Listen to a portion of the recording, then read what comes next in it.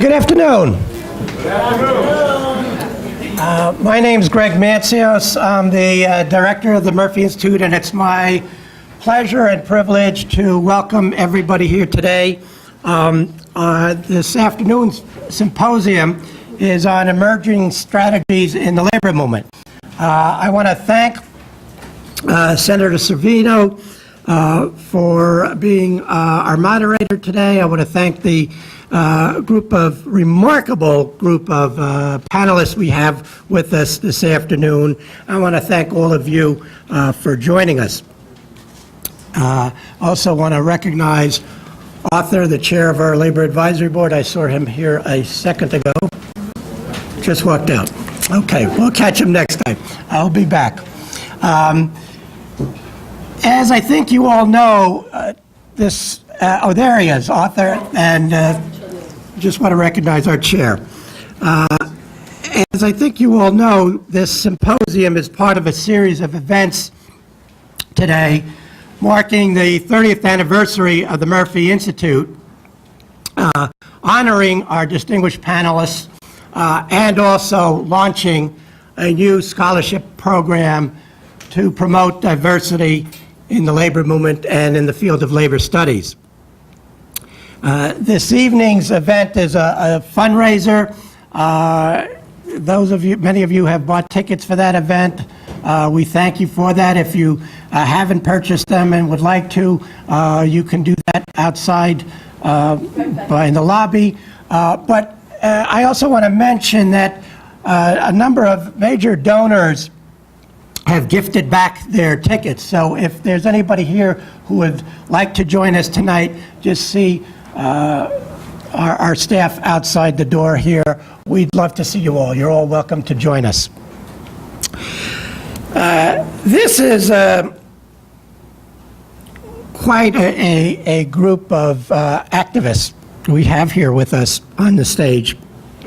We invited them today and are honoring them tonight because of their ability to think outside the box and to organize over some quite overwhelming challenges, to effect significant changes despite those challenges.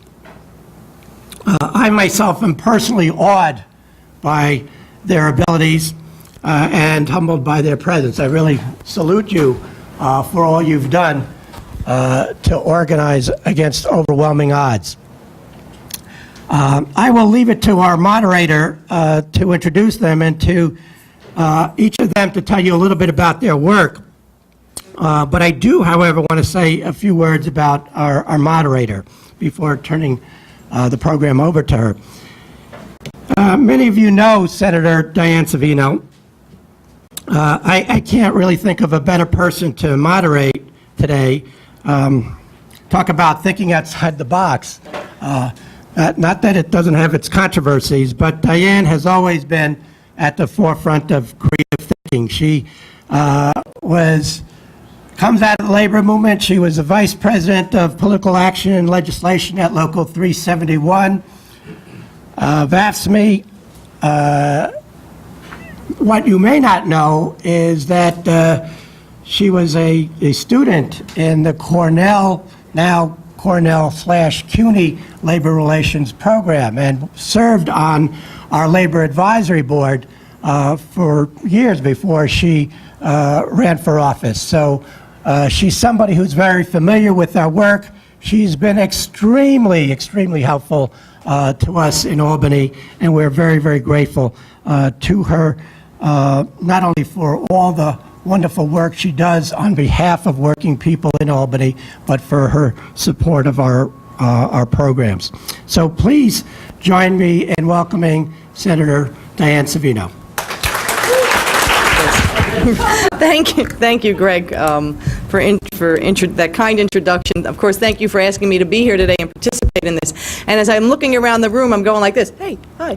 I see so many people that I've been acquainted with and worked with on so many issues over the past 20 years. To me, it's amazing. 20 years I've been active in the labor movement in one way, shape, or form.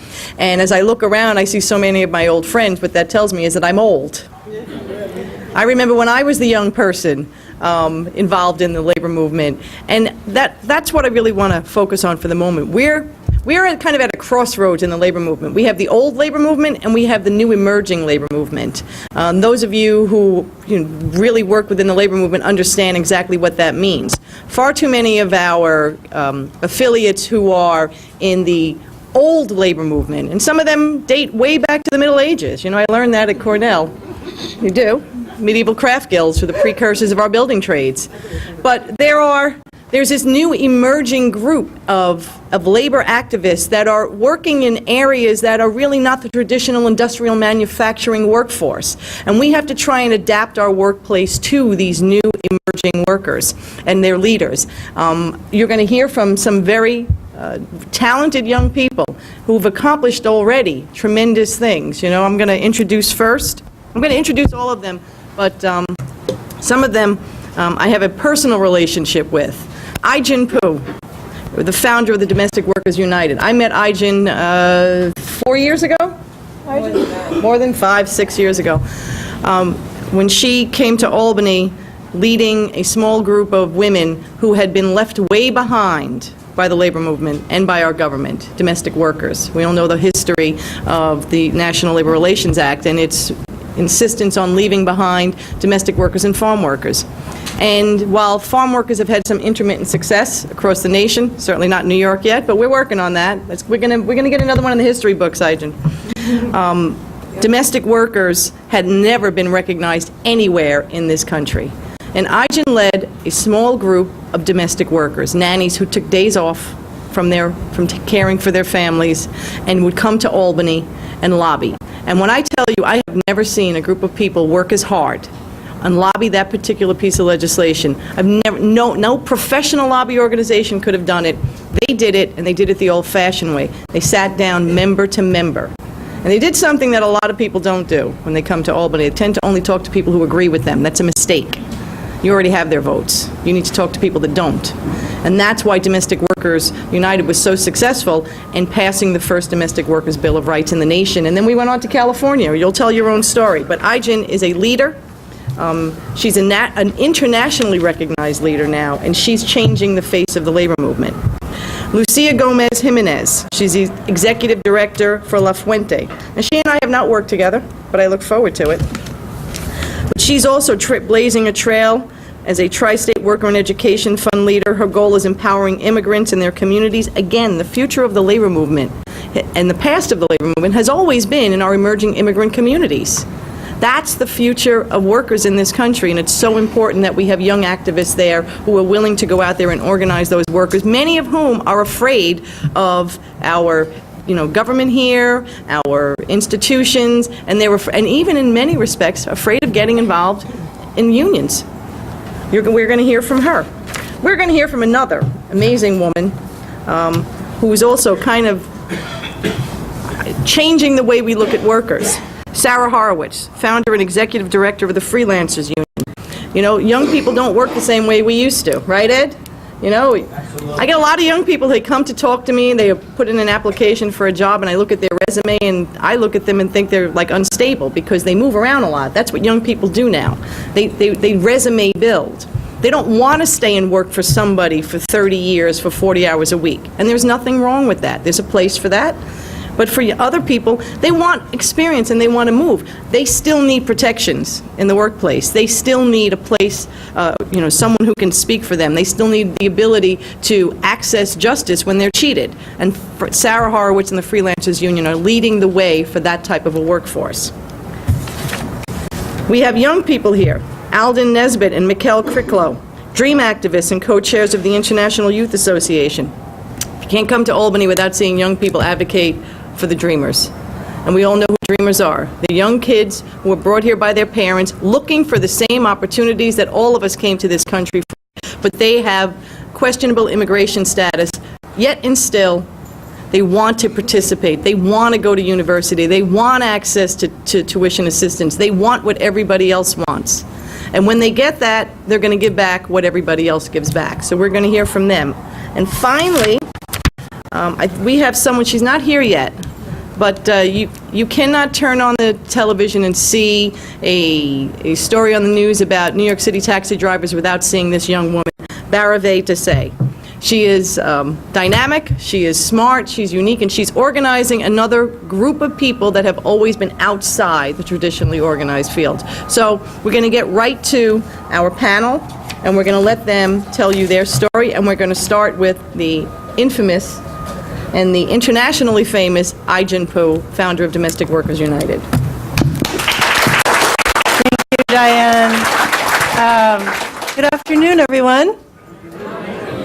All right. Well, first I want to start by saying happy 30th anniversary to the Murphy Institute. Thank you for being an incredible home for workers in New York City.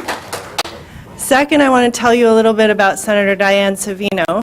Not only did she champion in the Senate the first domestic workers' Bill of Rights in the country, but she came all the way to Sacramento and walked the halls with California domestic workers to help move the California Domestic Workers Bill of Rights and make this a national policy issue that legislators had to pay attention to. So let's thank Diane Savino for her national leadership. And as I look around, I see so many faces without whom there would be no national domestic workers movement today. People like Saul Nieves and Ed Ott and Bob Kirkman and Tammy and Harmony. There's so many people who have been a part of this movement for over a decade, and thank you so much. And our very own Barbara Young is a leader in Domestic Workers United and is now a national organizer, is right here with us.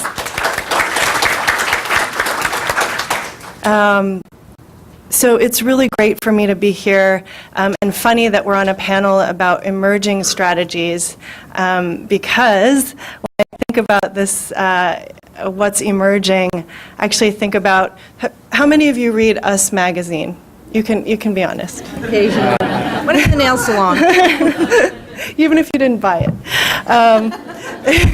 Right. So when you look through Us magazine and you look at the ages of the celebrities in the People magazine, this is more than a decade younger than most of us on the panel. And I would say that we've been sort of emerging for a while, and there's actually even more that's emerging.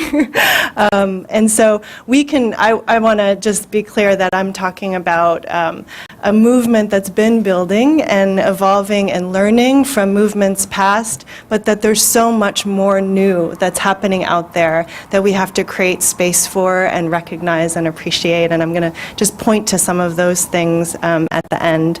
But I'm really proud to be here representing the National Domestic Workers Alliance, which represents nannies, housekeepers, and caregivers around the country.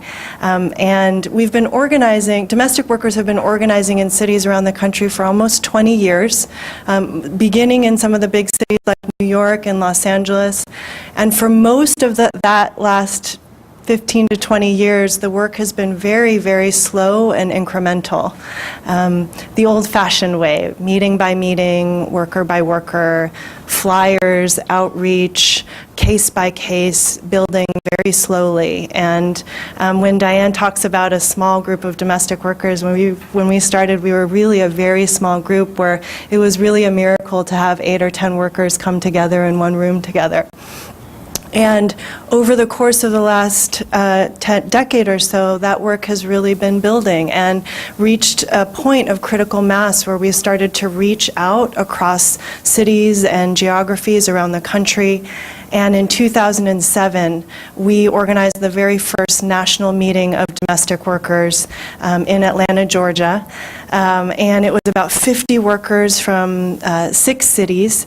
And we felt the power and potential of having a national voice and vehicle for this workforce that had been so invisible and so isolated for so long. And even as organizations, we felt in some ways invisible and isolated in our localities. So the potential and possibility of having a national voice was just so powerful that we've decided to form this national alliance, and today we have 43 affiliate organizations in 28 cities around the country. And with the support of so many of you in this room, in 2010 we had our first major policy breakthrough where we were successful in passing the very first Domestic Workers Bill of Rights right here in New York State. And since then, we've been operating off of this dance floor theory of change, which is basically that if you think about a dance floor, maybe at a wedding that you've been to, the first couple gets on the dance floor, and for some time it's fairly awkward, and nobody else wants to get on the dance floor, until you have some very close relatives who decide to take a risk and come on and join. And then once you have critical mass of maybe 6 or 7 couples, suddenly you see a wave and the next breakthrough happens and it becomes a real dance party and everybody gets on the dance floor. So right now, New York State, or actually, as of 3 weeks ago, New York State was the only couple on the dance floor, and it was very awkward. And for 2 years, we've been pushing to try to change that, and I'm very proud to announce that Hawaii, 2 weeks ago, became the second state in the country to pass a Domestic Workers Bill of Rights. And there are 7 additional states that have introduced legislation where we're working to get bills passed to establish basic labor protections for the workforce. And I think that this is just the beginning, and what we've realized is that just establishing labor standards, it's a very important first step, but the opportunity here is to really shape the future of care, of service work, and of the economy as a whole. And that in order to do that, we have to have a future vision that's bold and ambitious, that has room for experimentation and for failure, that has lots of support, and also is completely and utterly committed to organizing and to continuing to build, not only organizing domestic workers, but all of the millions of American families who are touched by this issue. When we think about the changing demographics in this country and the fact that every 8 seconds in this country, someone turns 65. 10,000 people per day, 4 million people per year turn 65 in America. And because of advances in healthcare, people live longer than ever. And so already the home care workforce is the fastest growing workforce in the country. And when you look at the conditions of care workers, the reality facing care workers is almost like the equivalent of the role that care workers play in the economy is the equivalent of when we think about manufacturing in the 20s and 30s, when it was all sweatshops and it was really defining of the economy.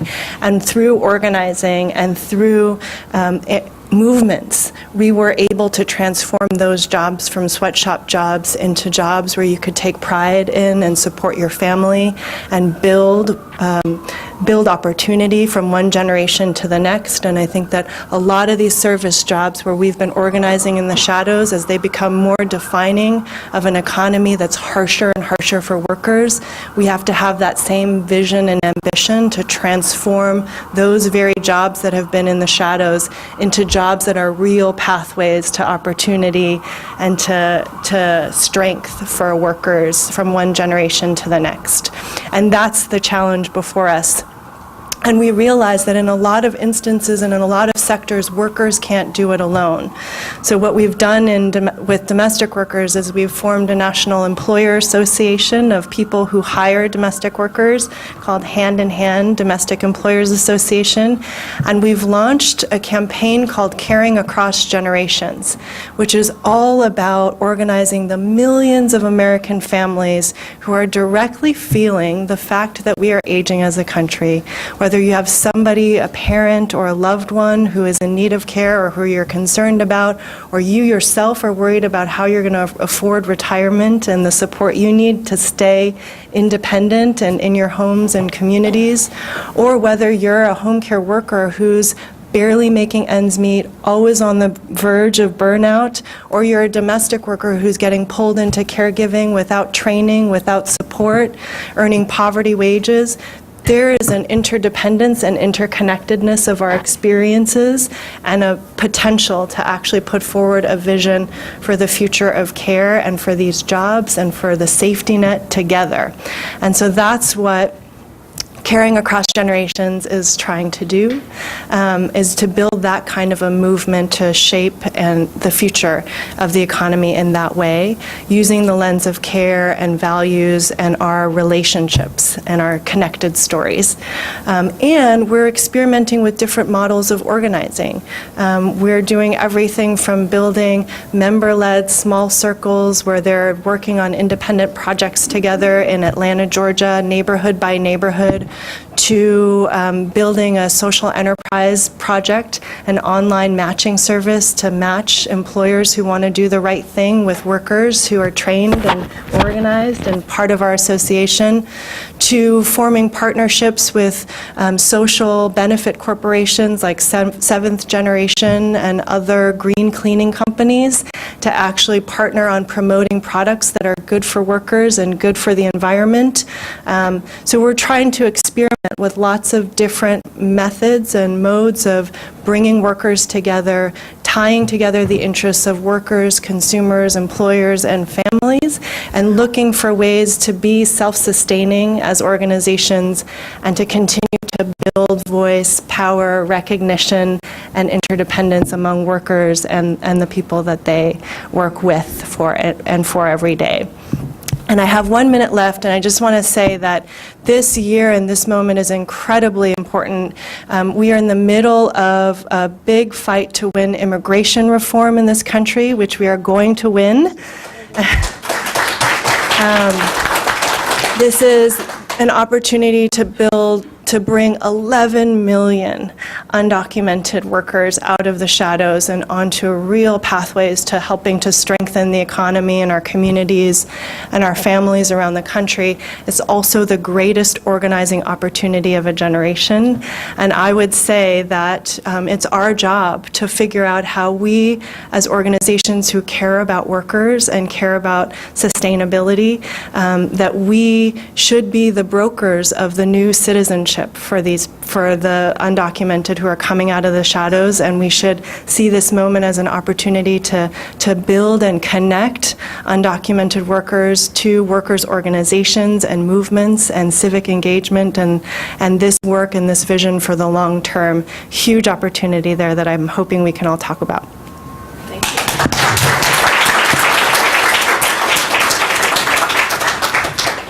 See, I told you she was great. Next, we're going to hear from Lucia Gomez Jimenez, the Executive Director for La Fuente. Good afternoon. Good afternoon. So I'm actually really happy that I only counted about 4 individuals that I know. So this is amazing for me. I would definitely say I'm somewhat emerging, even though age-wise I wouldn't think that that's, what I would say about myself. My daughter asked me the other day, she's like, "Are you really 38? I'm like, "Yeah." She's like, "You're not supposed to wear that." And I'm like, I was wearing something else, and I was like, she's 6. So to hear that, I was shocked. But, I stop and I think about everything I've done, and I thought about the bio that they asked me to send and the diversity of things, and then I thought about the young people comment about, going from job to job, and then I thought about May Chen, who was one of the people who interviewed me 2 years ago for this job at La Fuente, and I cannot imagine what they thought of my resume, right? I started doing civil rights work straight out of college, doing voting rights, and I don't know why the nerd in me came out so strongly and loved census, loved GIS, taught myself how to draw maps, taught myself about any single Latino community before, Ricky Martin and Jennifer Lopez banged it out in the 2000s, learned from Boston to Lawrence in Massachusetts, straight down through, Delaware. helping different Latino neighborhoods and communities throughout the Northeast understand the power that they had at that time. Didn't realize that they would have so much of it now. And so to go to some national conferences and bump into the mayor of Lawrence or the senator of Rhode Island, they're like, hey, how are you? Like, yeah, it makes me proud about what I remember doing over a decade ago, and what we didn't know we had then, which was during the redistricting process of 2000, that I would be able to say during this cycle, this is my second decade doing redistricting, and hopefully in 2021, I would be able to say this is my third year. And then doing it in so many different states and counties, I didn't realize what relevance this would have in the kind of work that I'm doing now. Right? And yet everything does. Like, I always see the interconnectivity and all the work that we do. And La Fuente is one of those organizations that perhaps doesn't have a home within the worker justice world, perhaps doesn't have a home within the social service delivery world, doesn't definitely have a home within the PAC and the political, lobbying firm worlds, and it really doesn't have a home when we're only, when we're talking about just immigrant communities or just Latino communities. It's one of these organizations that grew out of 9/11 and the impact that immigrant communities were going to essentially have on what came out of 9/11, the workers that died and the families that they had and the workers that were displaced at that time. And this was over a decade ago, where both community and labor came together and understood that there was a need to fight for issues that impacted immigrant communities and that immigrants were not foreign to labor. And yet we, or the labor movement, had never really talked about the differences and the difficulties when crisis hits and when crisis doesn't hit, that immigrant communities have in the homes that they live in, outside from being just quote-unquote workers. They were community members. They had homes. They had families. They had friends. And any kind of crisis or any kind of legislation impacted not only them as workers, but the places they put their heads down to rest at night. And so when La Fuente was started, it started as the New York Civic Participation Project in a borough in Upper Manhattan. It was in Upper Manhattan in Washington Heights, lively old Washington Heights. And, it's grown since then to be in neighborhoods like in the South Bronx, Jackson Heights, Corona, Queens, Hempstead, Long Island. We've gradually been doing more work across all of Nassau County and Long Island. Just met with a group of workers out in Bay Ridge and Benson and near Bensonhurst. We've just expanded earlier this year into New Jersey, and I am a Jerseyite. I live in Union City, New Jersey, so while I was working for Governor Patterson, I had to sustain through a Saturday Night Live episode where he called Jersey stinky, and it was extremely daunting to know that my boss was thinking that way. And yet, for some way, shape, or form, I found a home at La Fuente. And intensely, as I might feel about immigration reform in 2013 and the conviction that I said that we have to pass it in December without knowing that we would have a gang that we'd be proud of, a gang of 8 that would put forth legislation in the Senate. But, in December, when I told our group of members at our holiday gathering that I committed to knocking over 2,000 doors for them, with them, throughout New York City, throughout Long Island specifically, to target Peter King and the Congressman King, to talk about the importance of immigration reform because of his beautifully newly drawn districts that so many of my members had a say in when the redistricting process took place. I think that I realized what home I was in and what a great place La Fuente was to do things a little differently, to spark up a couple of conversations that immigrants and non-English speakers are never invited to a table. I was extremely intrigued of how I was going to get Santiago Diaz, a retired worker of Local 100, to actually talk about redistricting in the way that he does now. He's a plaintiff in an existing still court case with Latino Justice Pearl Def being the attorneys. And we have 4 other members from the Bronx that are still on this open case against the state of New York for passing a really screwed up redistricting plan. And I could not imagine the passion and the conviction that this man spoke about redistricting in our December holiday party. I'm like, no one ever talks about redistricting like in normal terms. And yet how he's been able to now understand, and this is an individual who's 78 years old, who's been living in the South Bronx for a very long time and has been an active member of La Fuente for over 8 years. And for him to talk about an issue like redistricting with its complexity, the way he did, really made me realize that nothing's impossible. Nothing's impossible.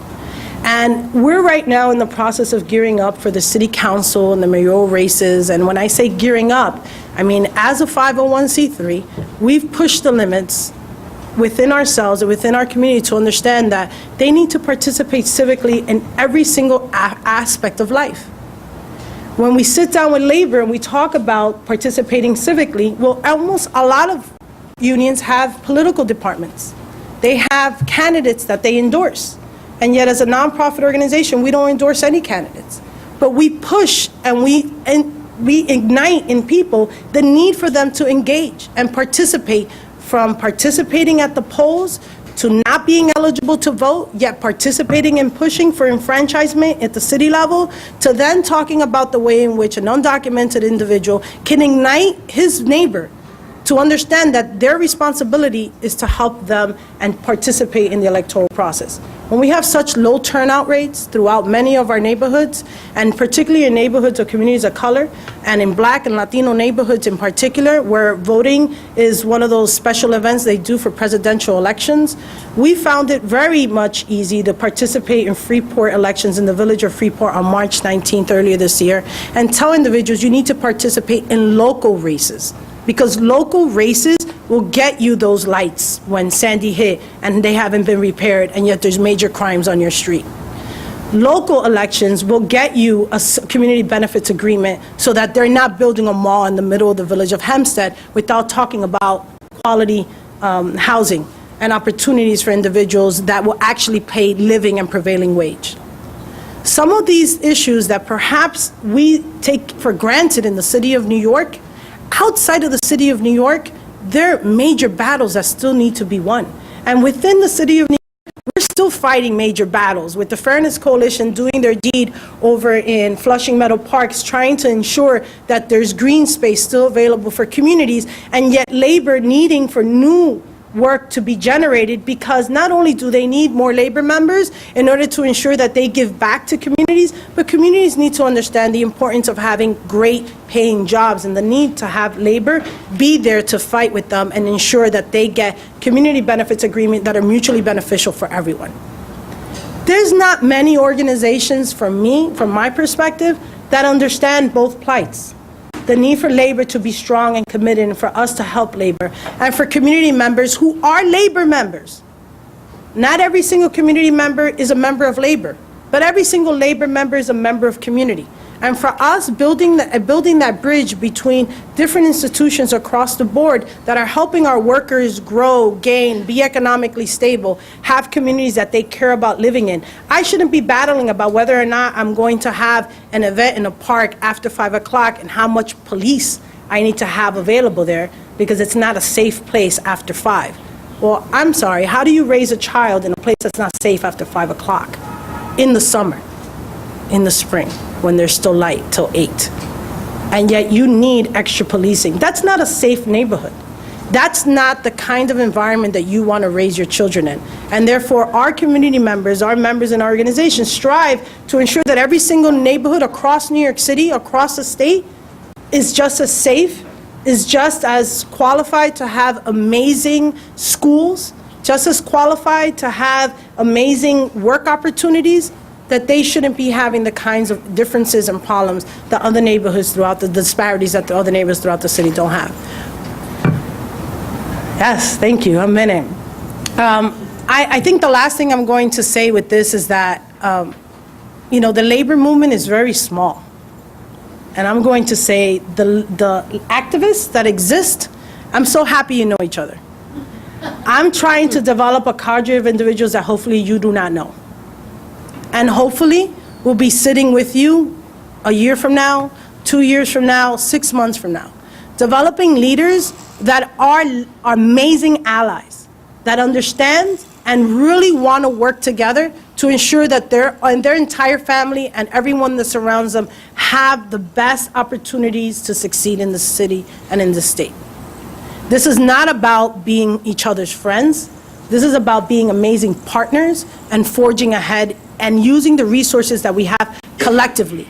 The people power, the labor resources, the community understanding, and the intensity and the passion that some of these individuals can speak about the issues that really impact them, because it hits home. And so as a partner, I think both La Fuente and myself are passionately committed to ensuring that we have a seat at the table, that all our committee members and that everyone who works every single day to ensure that they have food at the table also ensures that their neighbors and their families and their friends vote on election day, participate in community board meetings, and are actively engaged in civic life. Because at the end of the day, if they're not, then we have the apathy and we have the kinds of ethical issues that we end up having within both the state legislature, the state assembly, and the city council that we're seeing today. People need to get up, participate, engage, and hold anyone that they elect accountable for the things that take place or those that don't. Because at the end of the day, a lot of deals get made, a lot of negotiation takes place, and no one that is really being impacted is at that seat and is at that negotiating table. And we want to make sure that we push it so that they are. Thank you. Now, we're going to hear from Sarah Horowitz, the head of the Freelancers Union. Thank you. Now I have to say good afternoon, everybody. I don't normally have such an alto voice, so I'm going to try and hope that this lasts for 10 minutes. If not, then we'll make it a Q&A. So I'm Sarah Horowitz. I'm the founder and head of the Freelancers Union. And just to give you a sense, Freelancers Union now has over 200,000 members nationally. And we started really by thinking about what is the next form of unionism. And I just want to sort of walk you through kind of how we got there and what's some of the thinking. But as I was listening to my sister panelists here, you know, one thing that I think is so striking is that those of us who are very much trying to think about the changes in the economy and in our world very much have a debt of gratitude for those that came before us. And I really mean, you know, from the 1860s, the 1880s, the 1900s, you know, the people who we never heard of. And I read a really great book that I really recommend called The Vice President in Charge of Revolution. And it was about Murray Lincoln, who is the head of was head of Nationwide Insurance. You could say, well, that sounds kind of boring, but it really was amazing because it really came out of the Farm Bureau. And it came out of farmers starting to organize. And the book was written in 1960, and it's as if the book could have been written yesterday.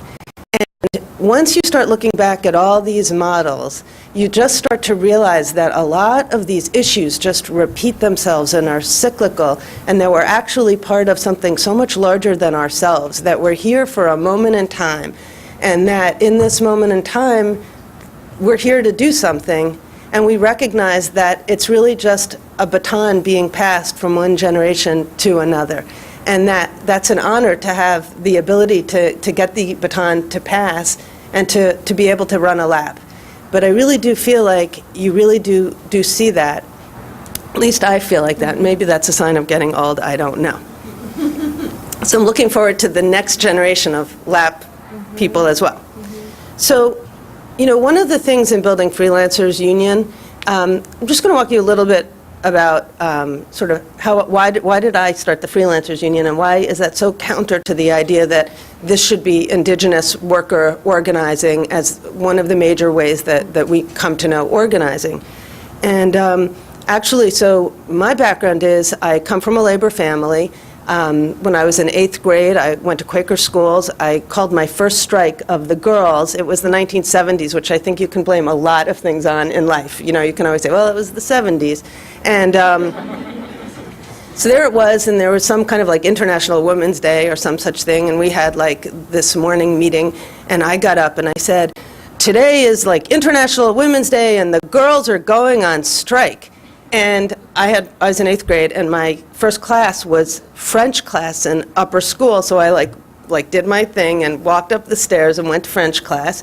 And when I came down, the girls were completely on strike. And it was like, holy cow. And it was Quaker school, and it was the 70s, and everybody was like, well, that's so great. Yes. So then I started working with 1199 and organizing, I was about to say domestic workers, nursing home workers, and was a dietary aide, and was, in fact, the worst dietary aide in the world. And those of you who are organizers understand that, your power comes from how good your work is. And my work stunk, so the only thing I could do was to try and be agreeable, because I thought, like, maybe if I could just be likable, then I would, be able to help organize. And in fact, we did win. And so then I went on and blah, blah, blah, go and start to be a union-side labor lawyer and get misclassified. And it was like one of those lemon lemonade situations, because it was kind of like the wrong person got screwed, because it really got me thinking about, we need to start to really think about these models, that we have to really learn from the past and really start to think about this.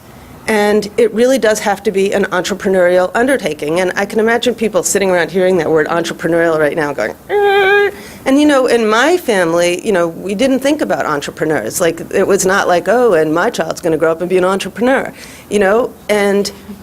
but it really turns out to be a very important thing, because it is about the act of building, the act of putting things together. And so when I started to think about, well, what will be these strategies? And long and short of it, I've really come to think about what is a union? Just the absolute essence. What is just the essence of what is a union? And I think it has two component parts.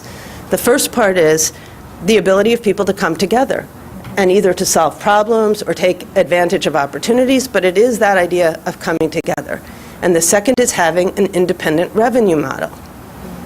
And, there's not a labor movement in the world that's been funded by either the government or by foundations. It's just the truth, and it is what it is. And the core thing that any union operates by is solidarity.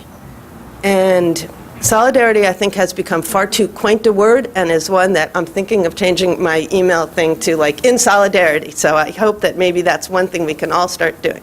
Now, what is solidarity? And I'm sorry to make this so mathematical, because I don't mean it to be, because I think it's actually hugely moving and heartfelt. But solidarity, too, has two components. And the first part is that people have to be economically interconnected. You have to be economically interconnected. But then there's the second part, which I think is often not understood or not held dear, and that is spiritual. That there's some sense that we're in this together, and that there's something larger than ourselves that links us. And that's the piece that I think, when you take what is a union and solidarity, those are really the only core operating systems you actually need, and the rest is open to complete free thinking. Because the moment that we're in, the rules of the game are so profoundly changing. The nature of work itself is really changing. And let me just give you an example, so freelancers, we said back in the day, there are all these people who are working independently. They don't work for one company. They go from project to project and job to job and gig to gig. They're not employees, so they can't unionize under the NLRA, and that's why Freelancers Union has a portable system where people can join, and we accept as a state of reality that they're going from project to project. Well, now the rules are even getting trickier, because just in the last few months, I'm starting to see a phenomenon I call, and others, the micro gig, where right now, and if you close your eyes, it looks very disturbingly like the Industrial Revolution of, the 1800s. People are now having jobs that last 3 hours, 5 hours, 8 hours, not much longer than that. And what is so significant is that this is ranging from the very poor to the very middle class, to people who have become very well educated. And that this is becoming a phenomenon that we understand when we think of the 1 in 99%. Well, somebody has to be making up that declining piece that's fitting everybody into 99. And so what we're seeing, though, is this almost hyper-efficiency for labor. That literally a company will just need you for the moment that you need to do that work. And so we only need you for 3 hours. And if you're sick, we're not interested. And for companies, can you imagine just, all the management consultants being just as thrilled as all get out? Because you're now starting to have companies that with the use of technology are able to enter markets more easily than ever before, because you don't have to build things, you just go into the cloud and you get them. And now you can have workers who are going to be not just in time, they're like just in time. And so what we have to start thinking about is how do we start to mobilize this group and bring it together? And one of the central cores of our organizing principles have been to, and it's very much, again, from my hero, Sidney Hillman, from Amalgamated Clothing Workers Union, who I think is a genius. And he, if I could only talk to him, anyone here who knows how to speak to the dead, please come after this and let's have a chat. Really came up with these ideas of social unionism. And it sounds so much like today, where it's about the 360 degree of a human being. That workers don't just begin and end at the shop room floor, but that so much else is about our identity. It was so much more of an understanding of complex identity than anything in the labor movement, I think, since. And so what we did is we said, we're going to start bringing people together, because it turned out, he has a daughter who I think may still be alive, Phil Freed, I don't know if she is. And I called Phil, and I said, how did Sydney know, what to do? And she said, well, he was trying to solve problems. And I was just starting out, and I remember being on the phone in my house in Brooklyn, and I was like, oh, that's so not helpful, and said, thanks, and then, during the days and weeks that followed, it was completely helpful, because what it did is it said, you focus on what people's issues are, and then you go and you build from there. And that's what I really think is the moment that we're at. But going back to what are the two components of what is a union, it's bringing people together to solve their problems or take advantage of opportunities, and a revenue model. And this is where I feel like we in the labor movement, or those of us who love the labor movement, have to suck in our stomachs and be really brave and say, this just might mean that we have to have different approaches. And some of us might be very uncomfortable with this, and it's okay. You can say, I don't like this and I don't want to be a part of it. But I think we have to come together as a community and say, I may not like it, I may not understand it, but I'll respect the differences and allow for free thinking, so that if different people are going to try something, we're going to have a very open view. And so one of the most important things that we did is, in the 1990s, people said in New York, where we started, the number one issue is health insurance. So I thought, how hard could that be?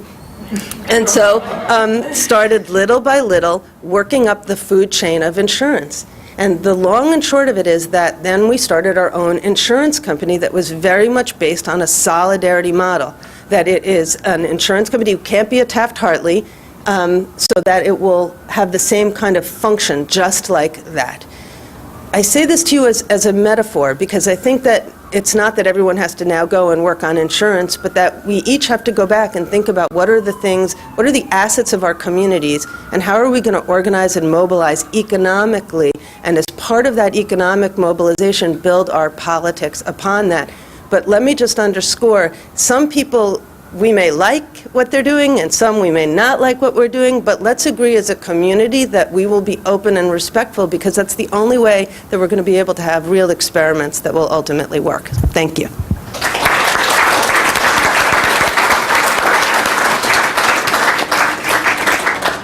And now we're going to hear from Alden Nesbitt and Mikkel. Is it Mikkel? Mikkel Critchlow. Who wants to go? Critchlow? Critchlow. Feel free to correct me. So who wants to go first? Alden? Should the video first? Yeah. The video?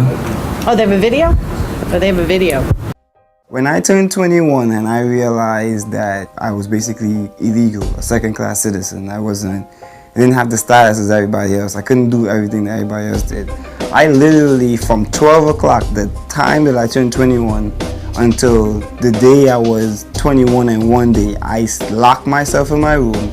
I took my phone off and I discommunicated myself from the entire world. I thought that was it. I thought that was the end. I'm Alden Nesbitt. I'm 22 years old. 11 years ago, the department went to the Caribbean, to a lot of islands in the Caribbean, and they said, we have the shortage of teachers in New York City, so they started recruiting these teachers down there. We want the best and brightest in the Caribbean. So they went out, they got my mother and a lot of other kids' mothers and said, come teach these kids here. My name is Mikhail Critchlow. I'm 27 years old. 1 year ago, as I turned 21, I aged out. And aged out means that you're over the age of 21, so you cannot depend on your parents' status. During this 11 years, there was a lot of problems with the program, getting, green cards, being on the correct visa. Then we started realizing that we don't have access to scholarships, we don't have access to grants. How are we supposed to go to college? Currently, the mission is to make sure that Black immigrant youth are no longer invisible. It started about a year ago, 2011, when basically how the story goes is I showed up to a meeting that they were having about the youth. I went up to Bertha Lewis and I said, so who's in charge of the youth? And she said, well, since you asked, you are. From there, me, Mikhail, Amir, and some others, we decided that, maybe we should get up and fight for what we feel like was promised for us. So there were all these problems that the teachers had to fight for, so they formed an organization. So the kids decided, let's form an organization. So the kids who are aged out already, and the kids who may age out, have somebody to support them. The DREAM Act that Obama was pushing for nationally would give me and my associates a pathway to permanent residency. But that did not get passed, so we figured that if we do it state by state, then they will have no choice but to pass a national DREAM Act. The New York State DREAM Act, even though watered down and does not give a pathway to permanent residency, does allow for the tuition assistance program. I was able to get into college, but there's no scholarships, and I was actually eligible for scholarships. When I went down to the office, I was excited, yeah, I'm getting a scholarship, and they said, no, you can't get a scholarship with your status. It's a scary life to live when you don't have any paperwork. I've been undocumented for a year and 6 months. Undocumented essentially means people who don't have status. A lot of people who, associate undocumented with people who've come from Mexico, who've snuck across the border. But the undocumented population is really diverse. There are people from, my group, we're from the Caribbean, we're Black. The reason I decided to speak out about my situation is because I'm not the only one experiencing these things, right? In the YLC, they use this phrase called undocumented and unafraid. You have to be unafraid of your situation so you can get help out of it.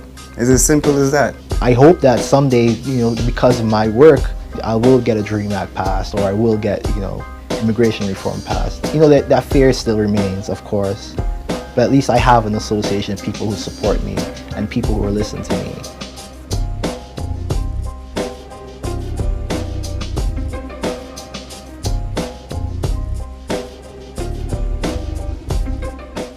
Hi everyone. I'm 23 years old now. I'm proud to say I'm the youngest panelist up here. I've been organizing now for 2 years, and I wish I had one of you guys to sit down and tell me what it was like before, because it's not as easy as I thought it was. But I wouldn't have been here if it wasn't for my mother, who's in the audience right now.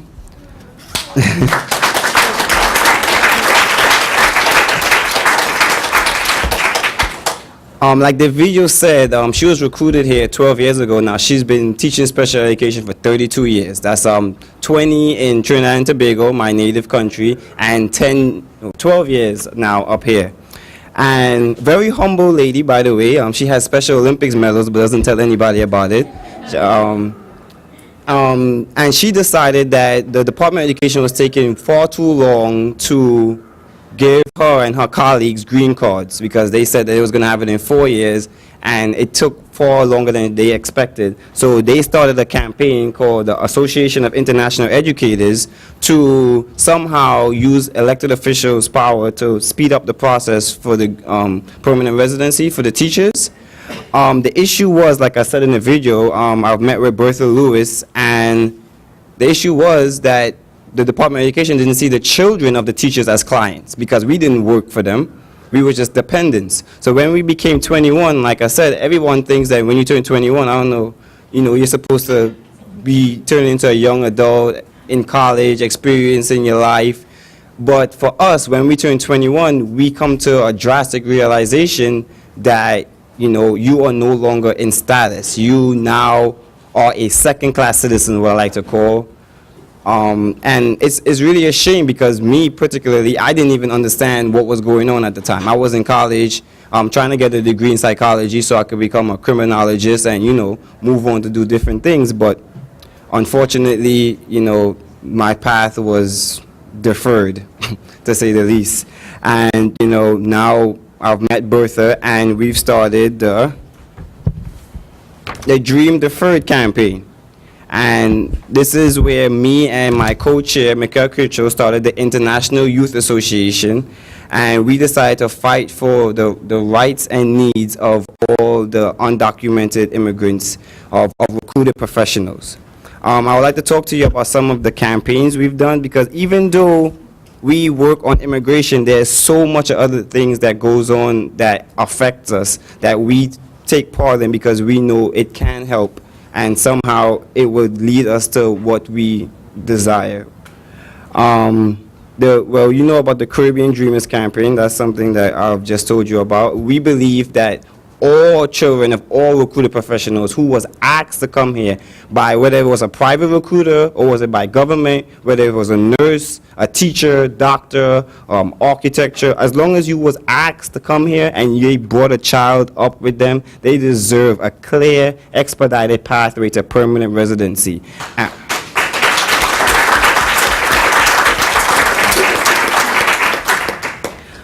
While working on this campaign, we decided that the DREAM Act is something that would help a majority of people in our campaign.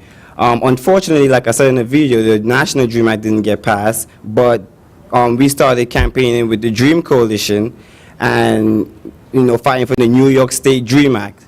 Now, this is only tuition assistance program, but like Mikhail said, he couldn't get scholarships, can't get grants. My mother, 32 years of teaching special education, she used cash right out, from working and paying and borrowing money from the banks and paying back loans to get me, my brother, and my sister through college with not a dime from the government. And it's really unfair to say that, that an immigrant could go to, I graduated middle school, high school, and then when it's time for me to go into college, all of a sudden now they recognize me as an immigrant. And personally, I feel like that's discrimination.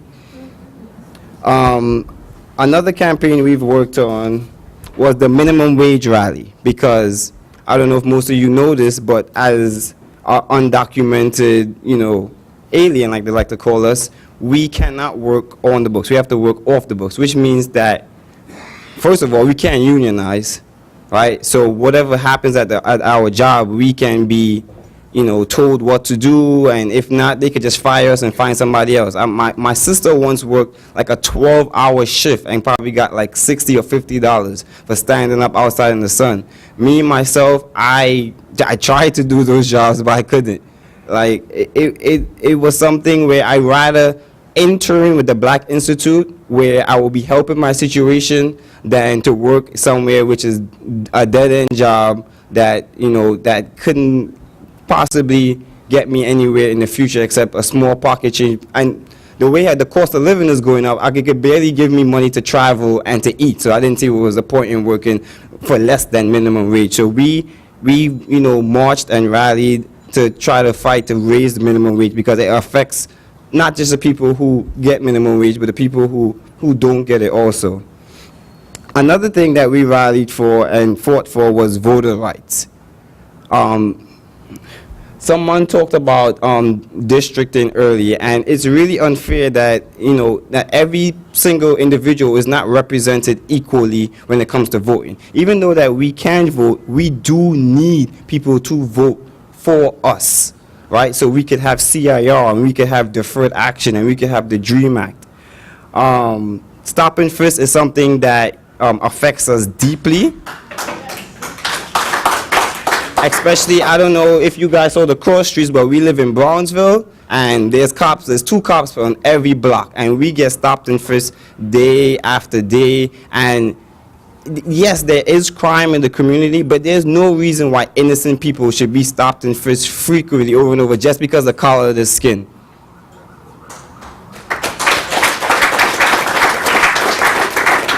Also, a little secret that Bloomberg doesn't tell much people about is secure communities. Now, secure communities is a law that has been passed. I don't know how this law got passed, but when you get stopped and then frisked, we don't have valid identification because we are undocumented aliens. Now the police can fingerprint me and, you know, realize that I'm undocumented and take my records over to the Department of Homeland Security. So now I am being arrested and placed in detention or deportation because of lack of identification.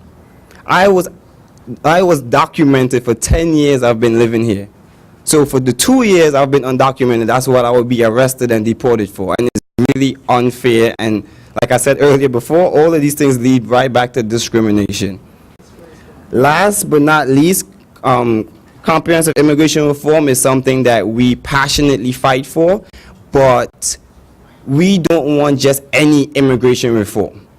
I'm sorry, you can negotiate as much as you want on Capitol Hill, but you can't negotiate with people's lives. You can't negotiate with separating families. You can't negotiate with who gets green cards and who has to wait 10, 15 years after to get a green card, and who has to pay back taxes and who has to pay fines. It's really unfair to create a bill that segregates people even more than they did before.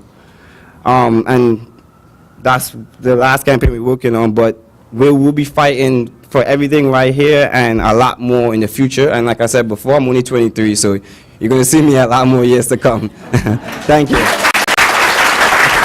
Finally, Bhairavi Desai, the co-founder and executive director of the New York Taxi Workers Alliance. We introduced you earlier before you got here. We hope we're going to be on your way. But go ahead. Hi, everybody. It feels like a family reunion up here. It's so nice to be here. We love the Murphy Institute. Every time I'm here, I have to brag about the fact that these wonderful people let us use this space for our meetings, for our general meetings, which take place at 1 in the morning. And our good friend right over there, Podrick, is the one who always comes out after his long day at 1 o'clock and opens the doors for us until 4 in the morning for our meetings. Thank you, Podrick.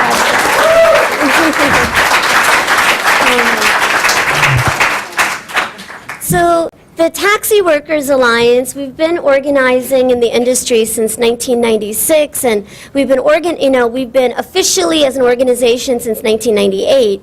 We now have a membership of over 17,000 drivers in New York City, and we're really proud that about a year and a half ago, we were granted a charter with the AFL-CIO, and it was the first charter for non-traditional workers in 60 years and the first one for independent contractors.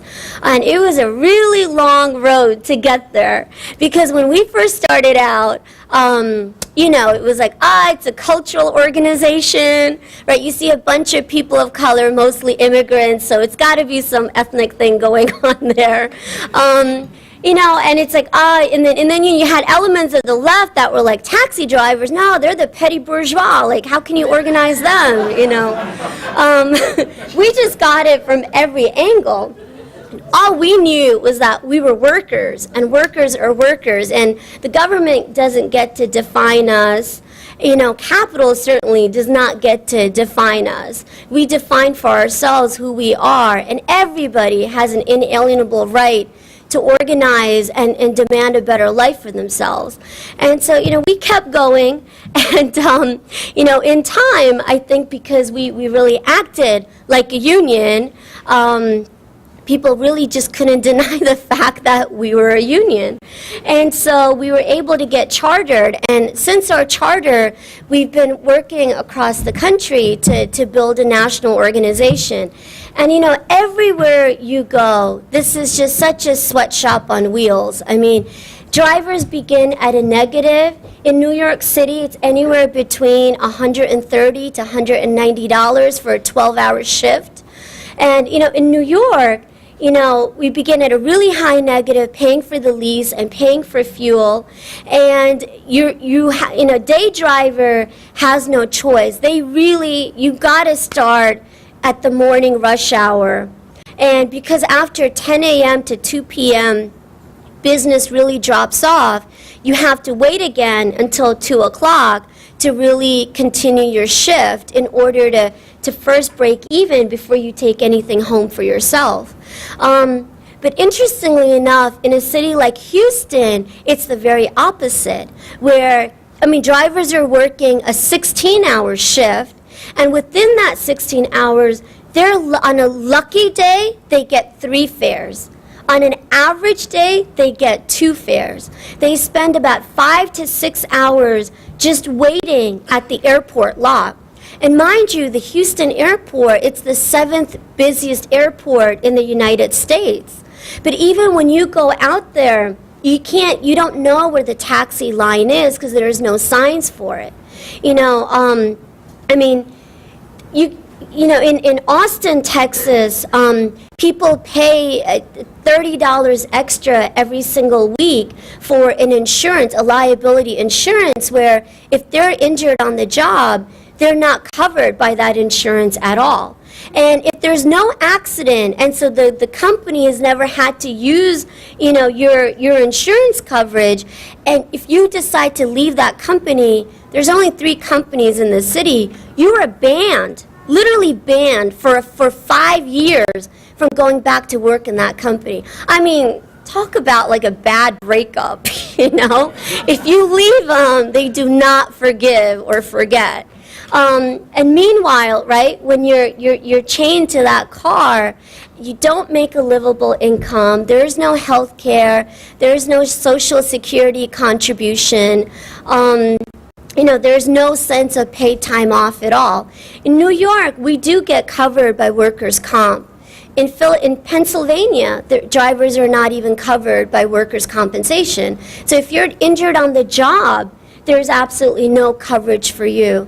And so people dig deep into their savings, not only for medical bills, but in order to pay for their lease out of pocket for the time that they're out of work, in order to keep that job for, when they recover and they need to go back to work. It's such an exploitative system, and it really is an indentured servitude. You're kept imprisoned in this job. The bosses get their profits up front. I remember after 9/11, there were so many street closures, especially 14th Street and below, and 90% of your downtown fares come from that region. The majority of the airport fares from that area are through a taxi, and because of the closures, people were in debt for like $10,000 to $15,000 on average, and it was because they were on one hand having to pay their lease out of pocket, and on the other hand having to pay their house rent out of pocket. But the companies in New York City, which is the biggest taxi market in the world, a taxi fleet averages, after operating expenses, we're not even talking about the asset, just after operating expenses, they average anywhere from $2 million to $9 million a year. And these are the same companies that repeatedly cry poverty, at the heels of the Taxi and Limousine Commission. And so last year we had a really historic victory where we won a 17% fare raise, and for the first time in history, that raise went entirely to driver income.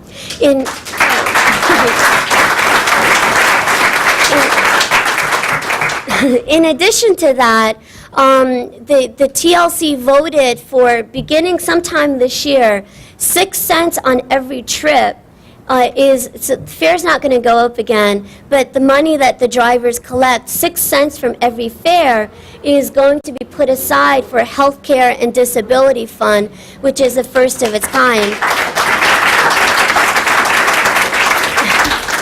And you know, we're really proud of the gains that we've made, and we know that they've only been possible because drivers have been willing to organize, that people have stood up. I mean, when we went out on strike in 1998, you know, Giuliani called us taxi terrorists and, you know, brought out immigration, called on the National Guard, called on the police to arrest us, and there was, you know, so much harassment and intimidation.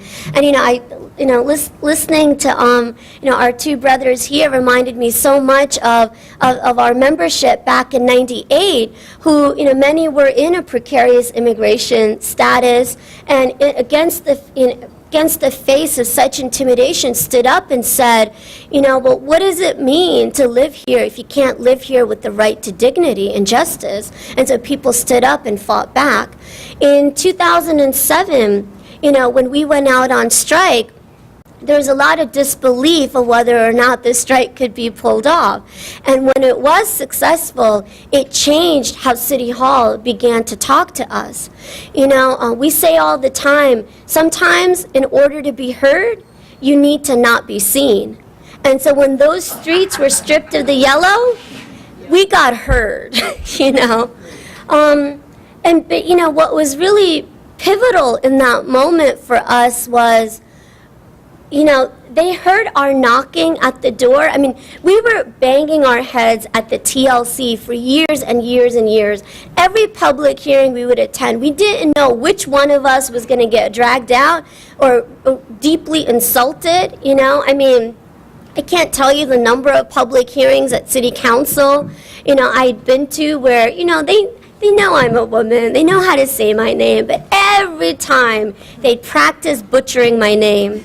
You know, I mean, I found, like, as an Indian, like a country of like over 100 languages, I found it kind of fascinating to hear different, you know, pronunciations of my name, but, you know, but obviously their intent was something else.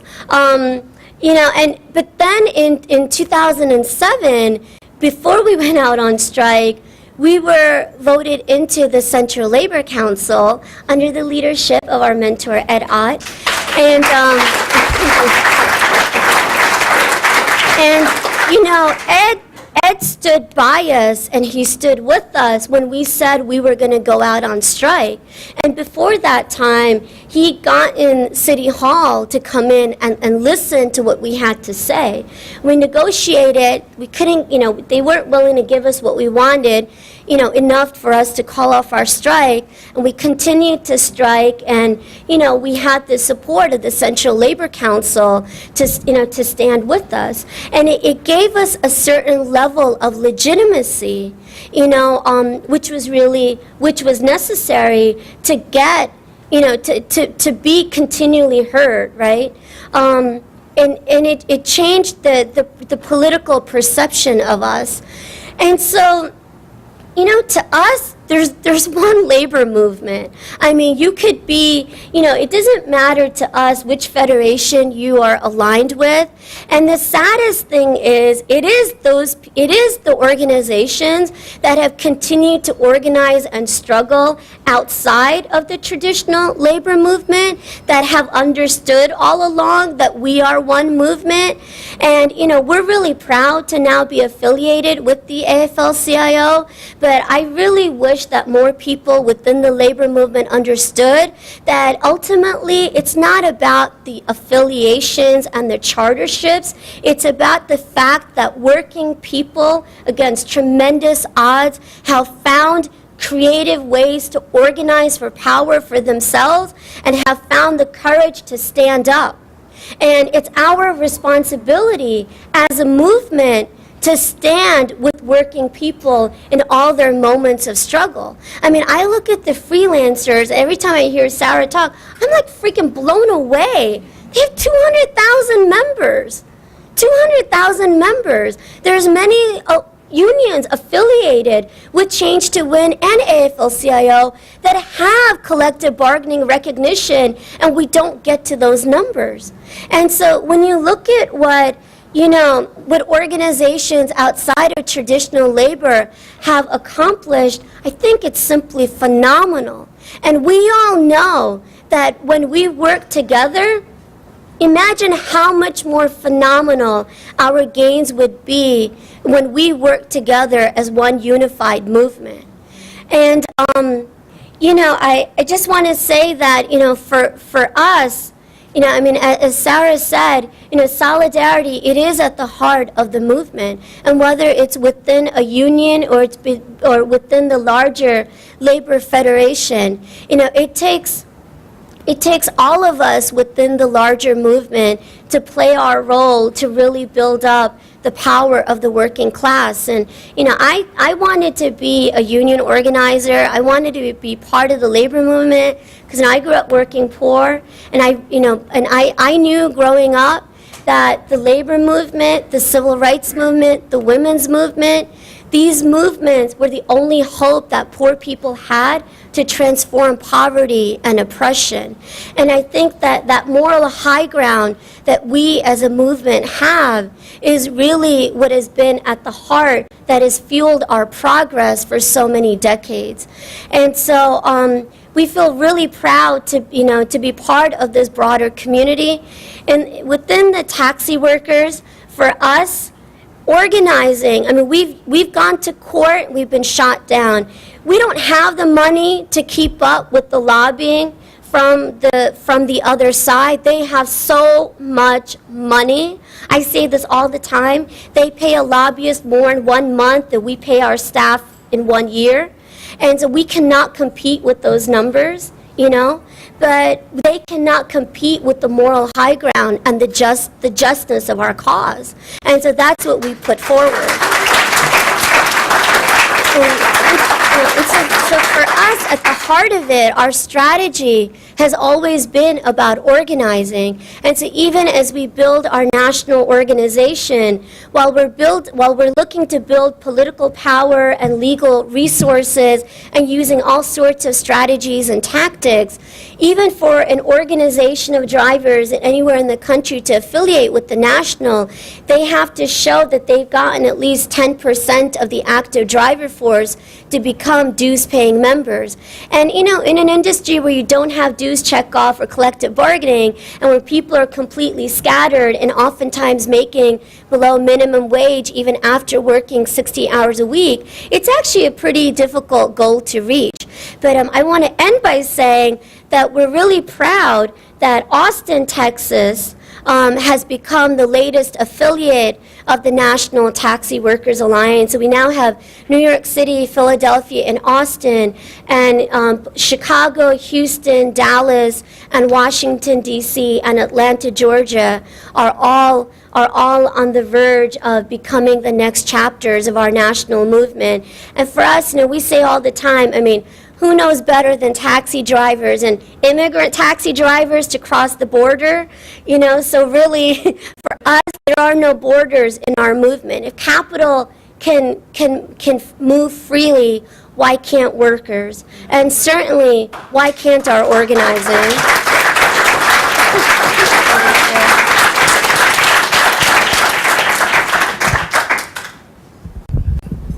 Excellent. That was wonderful.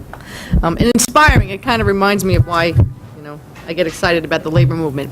I'm going to throw out a question to anyone on the panel and ask what you guys think about it. Because, you know, as a student of both the labor movement and an activist in the labor movement and an elected official in the labor movement and someone who cares very deeply about this movement, I'm somewhat concerned by what I see as the labor movement, the traditional, the old labor movement that I talked about earlier, seems to be contracting out to organizations like yours and others the activity of actually talking to workers. And I think it's a tremendous mistake on the part of the traditional unions, because, and tell me if you agree with me, because if workers don't see the union as being relevant in their life, they're not going to join a union. They may join La Fuente because they see La Fuente doing something for them. They may get involved with the Taxi Workers Alliance, which is now a union, but in a different way. They're not seeing unions the same way my generation did, or Ed's generation did, or I see Larry Moskowitz over there, his generation, or Saul. Do you guys see almost like a separation between the traditional labor movement dealing with workers and your organization stepping in and kind of filling that void? Anybody? Here you go. Well, I hope they don't see the labor union the same way they did before. So Expound, though. So I guess, so unions don't, I mean, I would just say I know a bunch of organizations who do get contracted out by labor to do the organizing aspect of some of their work. I can think of a lot of them. You know, La Fuente isn't one of those. Luckily, we were born out of 32BJ. We still live in 32BJ, and this child loves her mom and dad. And so, you know, and I think the uniqueness of this child, I think, is the fact that I love brothers and sisters. And so, you know, I love being up here because I know that, you know, Bhairavi was part of our labor community collaborative of trying to talk to those kinds of organizations that have strong relationships with union because of partnerships or allies or affiliations in the movement, and other organizations like Domestic Workers United that we worked, at least when I started at La Fuente immediately, but not necessarily neither of those two that are necessarily contracted out by labor. I can think of a few other ones, but I don't see I personally don't ever see the disconnect between these organizations, these institutions, and labor. Because within our communities, like, labor is an integral part of the progress of our neighborhoods because these members live in our communities. And sometimes the fact that they bring back to the unions, and I can think of immediately Donald McCaffrey, who's a member of 32BJ's executive board, and Donald was all gung-ho about the Fairness Coalition in Flushing Meadow Park, and he brought to 32BJ and he said, you know what, we need to fight for more green space in 32BJ, and he's on the executive board, and they were like, hold on, but this is the issue regarding the workers and the fact that, you know, we have this contract with the air, you know, with not MLS, it was the other, well, yeah, it wasn't Major League Soccer, no, it was the other one, yeah, Major League Soccer. The tennis stadium. No, not the tennis, it was soccer, right? So I found amazing the fact that this member in his neighborhood understood the plight of his neighborhood, what the neighborhood was talking about, what the community was talking about in Jackson Heights, and the need for green space.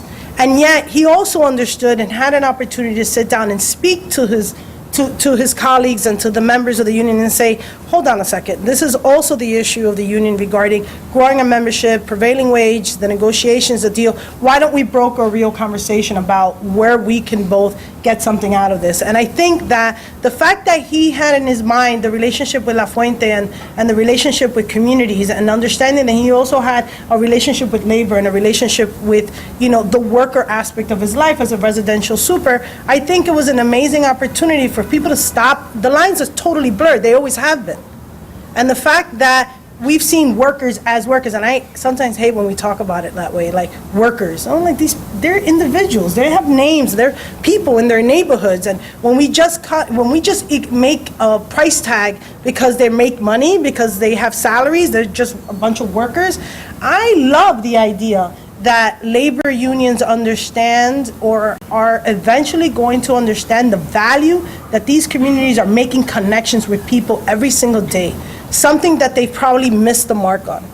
And they are learning at the same time. It's not that they're just contracting out and do your thing. No, we're sitting down in conversations like with United New York in the past year. I would have never thought about it this way. Totally never thought about it this way when I started. I mean, I remember sitting and writing the brief on the actual bill signing over in Harlem on the Domestic Workers Bill of Rights. Had never heard about it. Was a staffer for Governor Patterson on immigrant rights and Latino issues. And I wrote the entire brief. I was like, damn, this is great. What? He should sign this. Why? I mean, and having the conversations with, you know, with the Assemblyman Rights Office, and having the conversation with your staff, and trying to figure out, and look, 2 years later, and I'm sitting on this panel with them like, hell, you got kicked to butt. And it was an amazing opportunity, but guess what? There were communities. It wasn't about labor, and at the same time, the relationship with unions were great in helping, because I know La Fuente was knocking on doors, was out there with DWU and their members at that time, helping and contributing, and our members that are labor members from a diverse group of unions. The fact that we had Local 78 and 79 in front of Schumer's office with a group of mariachis talking about immigration reform and telling Schumer, you need to do the right thing for immigrants. That's beautiful. That's community and labor working together in tandem because we are one. That is not a transactional relationship. That cannot be seen as a transactional relationship. That's mutually beneficial for the well-being of our neighborhoods. and that cannot be seen otherwise. I think Sarah had a, Oh, no. So I would say, looking at it in another way, I think the answer is yes, in some ways, but more if we think about the future and what the future strategies are. Because I think that regardless of however we can agree or disagree about the role of government, active or less active, what I think we can see is that we are not in the next 5 years going to be seeing a larger role of government subsidy of different things, and that there's a really important role for unions and others to step in, much again as unions did from, the 1860s through the New Deal. And I'm sure that if we were all alive and were voting for the New Deal, we would have all voted for the New Deal. But the moment that we're in, I really do feel like there's something about taking it back and saying we've got to rewrite the laws and rewrite the regulations that lets the taxi cab workers have their own health insurance that they get the money for, because they can figure out what to do with taxi cab workers a lot better than other people who maybe work for the nonprofit sector. And I think that there's something that has happened, and I say this lovingly and forgive, but I think sometimes the left has internalized Ronald Reagan and Margaret Thatcher. And I know that that's an incendiary thing to say, but we have gotten to the point where we have individualized everybody, and we think it's okay if you individually go and get something from government. And I think that that's really going to be our I can't think of another word, it starts with a U and it's not screwing, but undermining, thank you. And so I really do feel like when I think back, my grandmother lived in the Sidney Hillman housing units on the Lower East Side, and there were experts who were real estate experts and tax experts and people who knew all sorts of things that might be mundane, but they were the experts that fueled the people who cared about labor and workers. And what I worry about is that we are increasingly abdicating that role and therefore don't have the experts. And now we see that the labor movement now just lost the Taft-Hartleys on the exchanges. And I think that is an outrage, and I think we should be ashamed, and I think it's a terrible, sad thing. Can I just say one thing also about the organizing? I want to share the story about the domestic workers campaign, because I think it gives us a taste of what's possible if we start to shift and think about organizing together. In the year 2003, domestic workers decided to organize the first statewide convention of domestic workers that would help us draft the vision for the Bill of Rights, what should go in there. And we went to SEIU Local 32BJ and we asked whether we could use their convention hall to have our first convention. And then we went to the doormen in the luxury apartment buildings who know everything that's going on in those buildings, including which units have domestic workers and which don't, which employers are awful and which are not, which have housekeepers versus nannies versus caregivers. And we went to the doormen and we said to them on our outreach in the buildings, we said, the domestic workers are organizing our very first convention and your union is hosting it. Will you help us reach the women in these buildings? And they said not only yes, but they said, where have you been? These women have needed a union for years. And they helped us do outreach, and they helped us turn out, almost 300 workers to that first convention, which then laid the groundwork for our vision for the Bill of Rights. And they would continue to take days off from work to join us in Albany and talk about what they see in the buildings. They funded buses to Albany, and to this day, that solidarity continues. I think that just scratches the surface of the kind of organizing we can do together, because workers are so interconnected and interdependent, and they see their fates as connected. I mean, how many doormen are actually married to domestic workers or brothers and sisters? I mean, we're all in the same communities. And when we think about these industries of the future, even just taking home care as one example, the publicly funded home care workforce and the gray market, in the shadows, elder care workforce that is our membership, there's so much overlap, and there's only going to be more overlap as people are not getting adequate hours of publicly funded care. It's going to be more and more overlap of undocumented caregivers doing this work, but for the same people, and sometimes the home care workforce supplementing their hours, and, it's just, we're the same workers, the same sectors, and we should be organizing together. And so that's, I think, it doesn't matter to us whether they're SEIU or NDWA or ASME, like, those things actually don't matter. What we want is for workers to have a better life, to be organized, to be powerful, and to shape the future of the economy.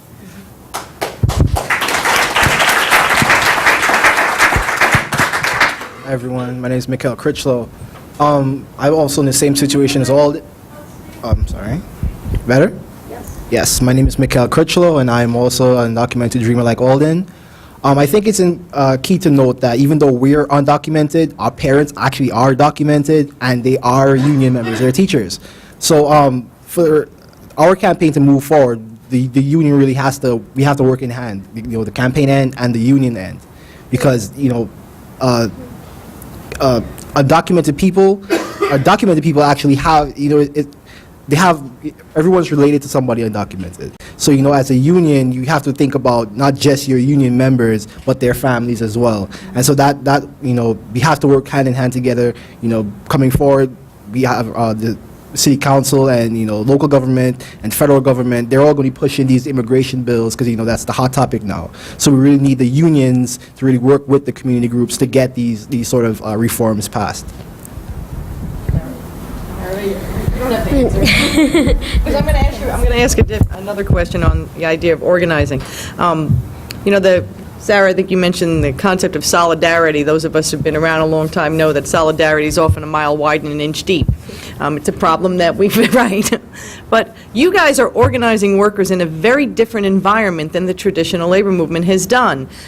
With domestic workers, Ijan, if you recall, when we were drafting the bill, in fact, we didn't include the right to organize in it the first time because we didn't think it was going to be of value. We didn't think it was going to be possible. It was Governor Patterson who insisted that if he was going to sign the Domestic Workers Bill of Rights, he insisted that there had to be, if not the right to organize, at least that the Department of Labor be tasked with the responsibility of evaluating whether or not organizing would work. Because we understand when the traditional concept of organizing workers and what a union is workers banding together for mutual aid and protection. That's the simplest definition. That's what goes back, to the earliest labor laws. But you're organizing people who aren't in the same place. They can't really band together for mutual aid and protection the same way because they work alone. They're in a taxi cab, they're in someone's home, they're a freelancer.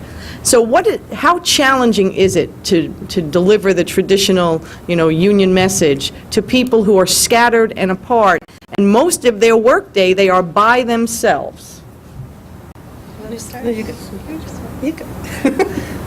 Do you want to start? All right, you go. Believe it or not, that's actually not the challenge because people do, I think in some ways, because they're so isolated, they understand that there's a strength in numbers. When in the 90s, lots of taxis used to have these CB radios in the cars, and each channel was organized by language. There's so much isolation on the job. And so it's so relieving when you're able to find to have a conversation with another driver. And given the long hours that people work, by the time they get home, most of their families are sleeping. So it's really their fellow drivers that they're able to count on. I think that the challenge is to speak very, very frankly. When we first started organizing, the reason that the concept of a union was difficult was because the union that had existed had sold out the drivers, and it was just pretty bad. And so the idea that we were going to proceed with that legacy is what people would react to. But I and I do think there is a sense, there is a lot of individualism, but not necessarily job. I think a lot of it comes from a particular culture. And irony is that 94% of drivers are immigrants, and mostly other parts of the world have much more of a community culture or social environment, especially where you don't have a real social network, right? Then it is the extended family, the people in your village or your small town that really look out for each other. And so if anything, when people come here and they don't find that, and instead they find so much, isolation and individualism, what I've seen is how many people will begin to internalize that and feel that's part of being American. That having that sense of individualism. And what's been interesting for us is really trying to transform that by having people keep to what a lot of their roots have been in, where they're coming from in other parts of the world where you have much more of a community culture. I think it's so interesting always when we're on these panels together, because it's just so uncanny, the similarities. And people would say, that's so crazy. Domestic workers, cab drivers, people who are struggling around immigration issues. I go and meet with freelancers just this year, meeting with people in Seattle and San Francisco and Chicago. And when I then meet with farmer groups, it's like freelancers are just like farmers too. And what it really is, I think you're really onto something about this idea that people, especially when they're not located at the workplace, really have to find other ways to have connection to people. And so one of the things first of all, I think it's so ironic and great that we're here at CUNY, and here we are the Freelancers Union, because I have to bet a lot of you are freelancers or have freelanced at one time, academia being one of the first groups that moved completely away from the employment system.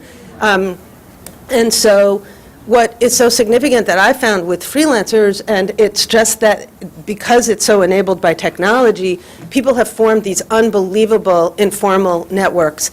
And with social media, it's unbelievable the potential of bringing people together. And I don't just mean online, really the facilitation between the being face-to-face with online and having that become kind of a meaningless distinction. And that's what I think is just kind of incredible. But the idea of solidarity, what I found is that people really thought before that all these issues of episodic income or feast or famine or not getting paid, which is like a complete universal across this panel, people thought I must be the biggest schmuck because it's only happening to me. But actually the first thing the union did was to start talking about the issues, and people started saying, oh my God, it's everywhere. So I think it really is a universal. And then I sadly have to go. And the only thing I would add to that, I totally agree with everything that's been said, and that for domestic workers, for sure, breaking the isolation and building community with other workers is absolutely natural, and something that has been something that workers have done informally and formally forever. I think the thing that doesn't always fit is the framework that the National Labor Relations Act offers for collective bargaining. And I think that what Bhairavi does is bargaining, what we do in Domestic Workers Alliance is bargaining. It's just not the same model of bargaining that is mediated through the NLRB. And I think what we have to do in this next generation is figure out how do we expand protections for workers who are bargaining in all of these different ways for better wages and working conditions, and how do we really protect them, and how do we strengthen their capacity to be able to do that through new social policy.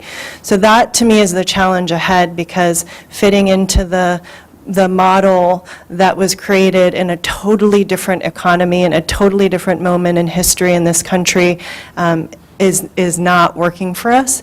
But things are working for us, and how do we actually create the kind of policy that allows us to take that to a different scale? Are you give another? We're going to open it up.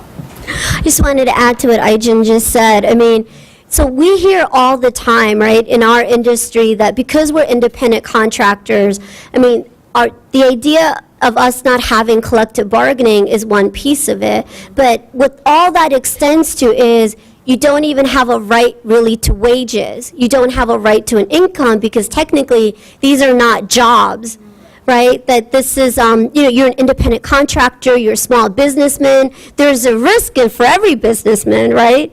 And so, yeah, if you don't make a living at the end of that day, well, every small business has to face that risk. And so I think like that whole framework, or even the idea that, well, if this independent contractorship, if this small business doesn't work for you, well, you can just move on to something else. Whereas, like, I still believe that we have a certain moral framework when we talk about employment and jobs. As much as we've taken an attack as a movement, I think socially there's still a general understanding and acceptance, right? People have a right to a minimum wage. People have a right to a health and safety at the job. I mean, taxi drivers are 30 times more likely to be killed on the job than any other worker in the U.S., but because we're independent contractors, we're not covered by OSHA. Nobody is held accountable when drivers are killed or permanently injured on the job.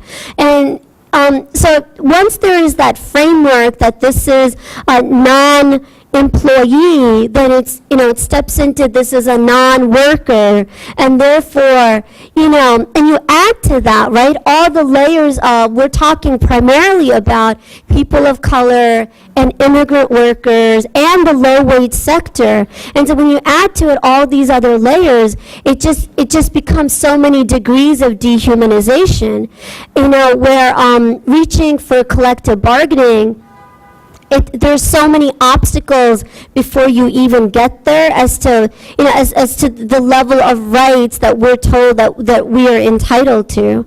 So I think just challenging that whole frame, I mean, the idea that independent contractor has now become a part of like mainstream language is so terrifying. That we've accepted that as part of a norm within our economy, and the economic structure, I think is deeply problematic, and that we need, as a movement, we need to change that language to say whether you're an independent contractor or an employee, that might have certain legal implications, but in terms of the social and moral implications, working people are working people, and these classifications should not matter. You're absolutely right, Bhairavi. Several of the pieces of legislation that I've passed into law over the past 5 years deal with just that issue. I think you asked, why do we identify ourselves as workers? Why are we workers? And I think it's very important that we acknowledge that there's been a shift over the past 20 to 25 years of younger people. At one time I was young, where we didn't like to define ourselves as workers. We wanted to be, I can remember when I was at St. John's, Ronald Reagan was the president. I guess it all goes back to the Reagan administration. And he came to St. John's to visit us. He was the first sitting president ever to come to St. John's University. It was a huge deal to have a sitting president come. First time I'd ever gotten close to a sitting president. Now I think it's that big of a deal. But he talked to us about how we were a different generation than our parents. We didn't need the protections of the New Deal. We didn't need the same kinds of structure because we were all going to be masters of the universe. He actually said that. We were going to be masters of the universe. We were going to go out, we were going to make a fortune, we were going to work on Wall Street, whatever. And of course, I graduated into the economic collapse of the Reagan administration. Shortly afterwards, the stock market, very similar to what's happening today. But it had a profound effect on the way the emerging young workforce looked at themselves. And I see it even in the organized workforce. I joke with my friends at the UFT all the time that they call themselves the United Federation of Teachers, a union of professionals. And I say, what does that make the rest of us? What are we, schmoes? But if we're looking to identify ourselves differently than what we really are, which is workers, whether we're high-level workers or low-level, yes, and we are part of our communities, but we're still working people and we're working class. There are a lot of There's been a lot of manipulation of that status, though, in a lot of occupations. Misclassification in the construction industry was a huge problem. We changed the law. I sponsored that bill, particularly affecting immigrant workers who were told, you're not a worker, you don't belong to the union, here's your money, but yet and still, they really weren't workers. You know when you're an employee, and you know when you're not. You don't need anybody to tell you that. We're seeing it now in the trucking industry. I'm trying to help the Teamsters as they attempt to organize FedEx workers. All of those truck drivers are called independent contractors. Ask them how much control they have over the routes that they run. Ask them how much control they have over the money that they make. Ask them how much control they have over the lease on that truck. Very little. By anybody else's standards, they would be workers. And so we're constantly trying to re-educate people to think of themselves as a worker and not use it or think of it as a pejorative. Being a worker is not a bad thing. Understanding your role in this world is not a bad thing, and that's how we get justice for people. All right, so now we're going to go to questions. Can I be like Oprah and run around? Yes? Come on, let me do it. I always want to do it, yeah. I've been coming to union conferences for 75 years, and I walk in the door here, and I'm shocked. The ratio is 5 females to 2 males. Does that have anything to do? Does it have any significance to any of you? Does it mean something? I don't know, who wants to take that one on? Our emerging leaders seem to be women. That's good, because it's all about women these days. No, do you guys have any? I mean, I have to admit that I did notice that. Every time Bhairavi, majority of the cab drivers are men, and I always crack on her. I'm like, damn, that's amazing. I would say it's not like this, really. It's not really like this. I would say that you have to say something about the progressive nature of those that selected the individuals today, those that have foresight, that are seeing that there is, and I have to admit, I've had an opportunity to work with a lot of amazing women that are doing some great organizing work, that are not here today, that I would say are women right now, but within traditional labor. And when I'm sitting at meetings with traditional labor, that's not the case. And I am totally very unique in that sense. So unfortunately, it is not the case. It is an amazing thing, though, that non-traditional labor is definitely much more diverse in many ways. Much more what? Diverse. Gender, ethnic, many, many ways. Yeah, I agree. All right. Hi, I represent part-time academics, the part-time workers at CUNY.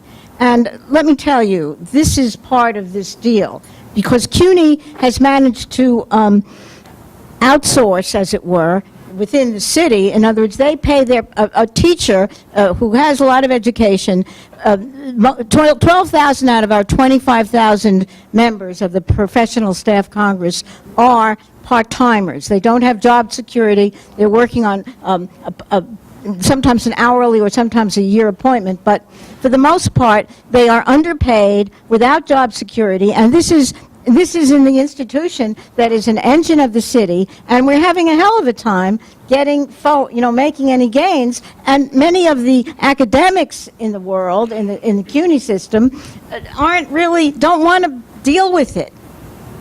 It's like not dealing with the guy on the street who's hungry. And to me, other than overthrowing capitalism and starting up with Netherlands or something and having a guaranteed income for people, it's not going to change. You're right. And one of the things that people may not realize about adjunct professors at CUNY is they're not entitled to unemployment. So if you get laid off, we're trying. That's one of the pieces of legislation I hope to get done before the end of this session. All right, we're going to go this way, and then I'm going to work my way across. We do have questions, right? Yeah, I just wanted to come in on, one of the basic questions that you asked is the support from the traditional part of the union movement. Mm-hmm. And I've worked not in the sort of national union movement, but the international with the ITUC, so I don't have a good sense. But I do feel as if the traditional part of the union movement officially that there are difficulties in getting that sort of connection and that bridge. Like when I've listened to the respondents talk about that issue, and they've talked about it more on the micro level of having individual locals and individual people getting it and going for the solidarity. But on that official level, I just want to have a sense. I mean, there are struggles trying to get well connected with the AFL-CIO and possibly Change to Win, getting your issues on their agendas for their convention. Those kinds of more institutional things would be what I would like to hear about as to how important that is, because that gets to the heart of how do you work within the traditional legal system of the NLRB and so forth for so many issues, as Agent says, collective bargaining, freedom of association and assembly, are not well covered within that. So it seems to me that the official union movement needs to work on those broader institutional issues. So I didn't hear that piece in terms of the answers to your question, and I would be, very interested in hearing. Is there anybody here from the State Fed or from the CLC? Yeah. Well, you're on the board. Right. But there's nobody that actually works. So I'll just say a couple of things about that. I'm actually fairly proud of our labor movement here in that, I think it says a lot that we had a leader here like Ed Ott who brought so many of us into the Central Labor Council here, that the Taxi Workers Alliance is chartered as an official affiliate, and the National Domestic Workers Alliance, the National Guest Workers Alliance, and the National Day Labor Organizing Network all have official institutional partnership agreements with the AFL-CIO. And I'm really proud to say that that during the ILO negotiations on the International Convention on Domestic Work, the very first convention at the ILO, the AFL-CIO was the first national trade union federation to invite a domestic worker from our network, non-affiliated, to actually sit on the official delegation for those negotiations. And we sent out a memo to all the trade union federations, and as a result, others followed. So I think that there's ways in which the labor movement is really trying to figure out what this coming together could look like, how to structure it, but how to also bridge the different cultures and capacities that exist across our different kinds of organizations. So I'm not trying to say that there's no challenges or that there isn't more that could be done, but I do feel like we are moving towards progress, and institutionally, I think you'll see at the convention this year, at the AFL-CIO convention this year, I'm sure that Bhairavi and the taxi workers are going to be featured very prominently, as well as other independent worker organizations. So there's progress, and there's more that we need to do. So I'm just going to answer just one thing. We were at a immigration reform press conference before the hearing that Daniel Drum was overseeing regarding the City Council passing a resolution to support immigration reform. And Richard Trumka was there from the AFL-CIO, and I have to admit, he kind of made me tear, because I was not anticipating the level of emotion and commitment, both to immigration reform and to communities, that someone wrote his speech on. Like, I really wasn't prepared to the kinds of words that he was saying in the sequence that he was saying it. Just really wasn't prepared. And I'm new to the labor movement, right? I'm really new to that. I only knew labor movement when it came out to field campaigns. And both listening to Richard Trumka, then seeing the diversity within the Denver Convention of SEIU, and seeing the diversity within the partnerships program. We had a partnership roundtable dinner off-site, and there was tons of partners there across the country for SEIU in particular. And then I realized that there just isn't a trickling down of the information and the kinds of partnerships that are being developed with different institutions across the board. It wasn't until recently, when as 32BJ moved into a new building, that a lot of their members saw La Fuente like so intricate, because we're smack in the middle of the entire operation there, and they didn't realize how well embedded we were with developing their members and how they could come to La Fuente for a lot of different things on the neighborhood level. So I think, tonight, La Fuente is one of the co-sponsors with DC 37 in their selection of the candidate forum for mayorals. And sometimes I just think that the information is not trickling down, and at the same time, it's staying at this like partner-to-partner, relationships and agreements, and yet little by little, it's not a bad thing, it's not just transactional, that these relationships are strategic, but these relationships are real.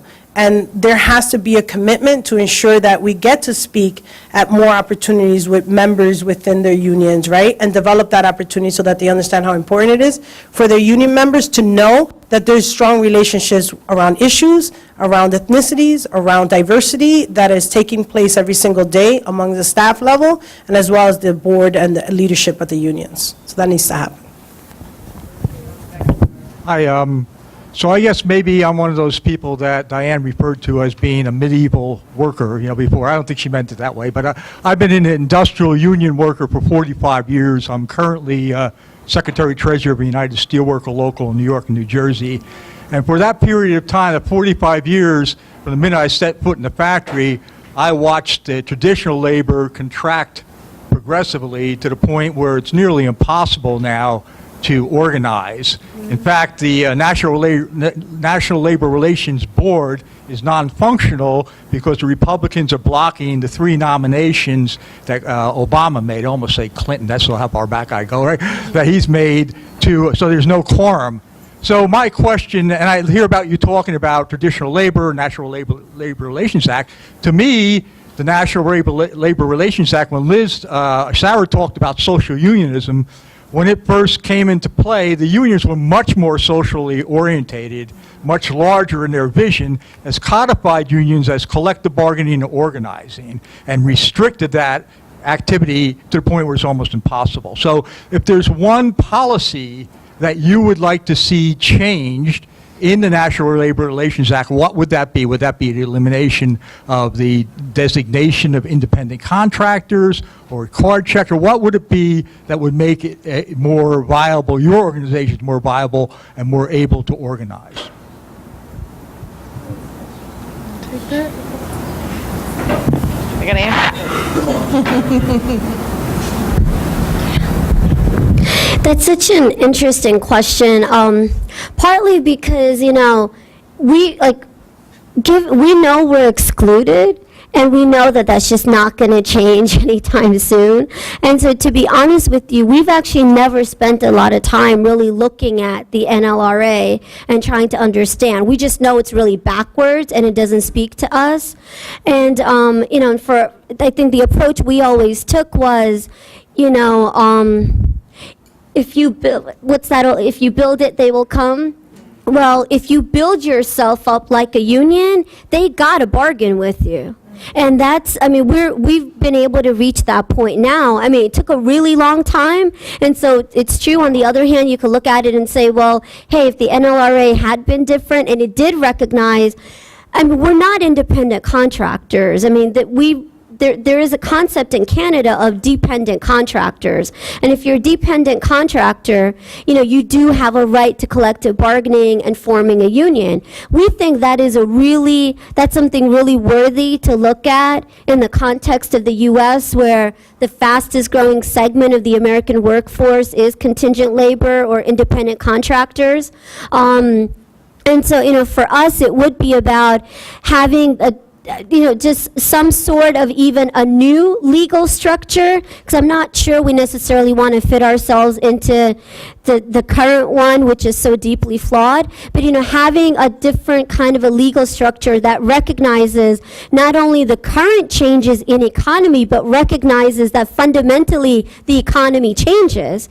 That capital is constantly restructuring itself, restructuring the nature of work and labor, and that we need a legal structure structure that continues to change along with that, you know, to recognize that regardless of certain classifications, that those who fundamentally control the capital in any industry have a responsibility to those who perform the labor.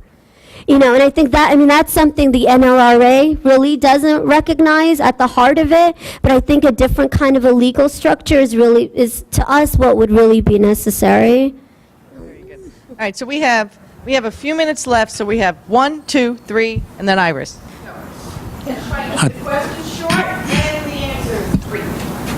I'm Bob Kirkman from SEIU. It's a really great panel discussion, and together the fact that we're some old friends, not that you're old, but we're old friends.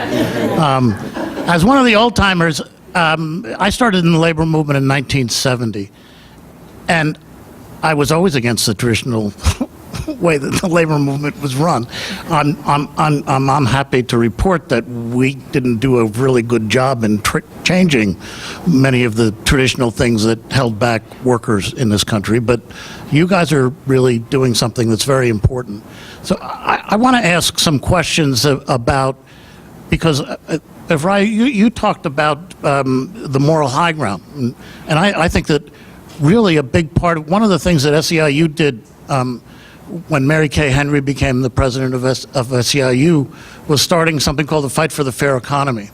And it was and its objective was about changing the atmosphere, changing the environment, right? Making a cultural change in our country, because Maggie Thatcher and Ronald Reagan didn't just speak at St. John's. They were like a curse on changing consciousness in the world, right? And it's a huge project. But I want to ask you what some of the things are that, for instance, I've been involved in New York in the fast food workers' strikes. We've had 2 fast food workers strike. We've taken it on the road. The last time we did a strike here, we had workers from St. Louis, Milwaukee, Detroit. They've gone on strike since then. And these are very non-traditional types of activities. But let me tell you something. The fight for the fair economy and changing the environment was not an uncontroversial thing in SEIU. We had put money and our resources into organizing, and we're all very proud of that. But this was very different, because in the past when we organized, somebody talked about revenue, and you need revenue in an organization. We got members. All of a sudden now we're putting millions of dollars into changing the environment, and none of it had anything to do with more members for SEIU. So some of the things that we've worked on, the fast food workers strike, the carrying across generations, organizing, when we organized PCAs in Massachusetts, forming SEIU Community Action, which I think Ijan knows a little bit about. I want to sort of get a sense from you about what you think about this and your efforts to change our culture, because it's not just about laws, it's not just about abstract structures, it is about workers and talking to people, and it's also about changing what's right, changing ideas of what's really right in this country. And so I'd really be interested to hear your comments on that.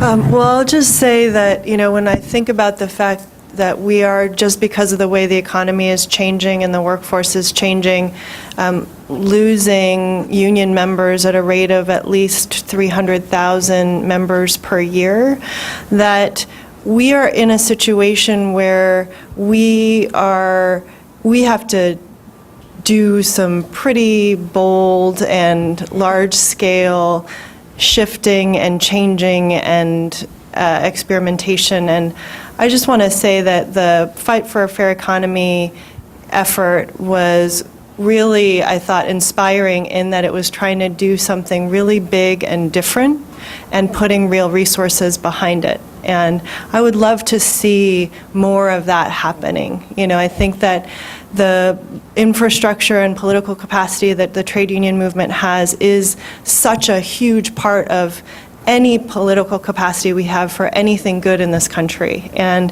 there's so much that can be done with that the millions and millions of union members and millions of union retirees are a huge source of power and activism and energy behind any social justice agenda, and particularly an economic agenda. So I just want us to actually appreciate the incredible capacity that exists even inside of a labor movement that's shrinking and hemorrhaging members. Actually there's so much that we have to build from, and the kind of ambition and effort and risk-taking that Fight for a Fair Economy is exactly the kind of thing that we need, and I see carrying across generations as very similar. I mean, we have AFSCME, SEIU, domestic workers organizing together with consumers, independent living centers, family caregiver groups, veterans groups. We're all trying to do something together and coordinated, and it's all organizing based. And so I think that's the kind of thing that I'd love to see so much more of in this period, with real resources behind it. Right? We don't know that we're necessarily going to come out with 100,000 more members, but we do know that we will change things, and we will learn what we need to learn so that we can actually get to a different impact. You know, in Spanish there's a saying, pa atrás ni pa coger impulso. Don't go back, not even to get, started up again. But I think that, we were part of the Fight for a Fair Economy here in New York, we United New York, and, was handed to me on August 1st when I started at La Fuente. And I was like, what do you mean, organized workers and our members? And it was all about the Bronx. We took over the Bronx.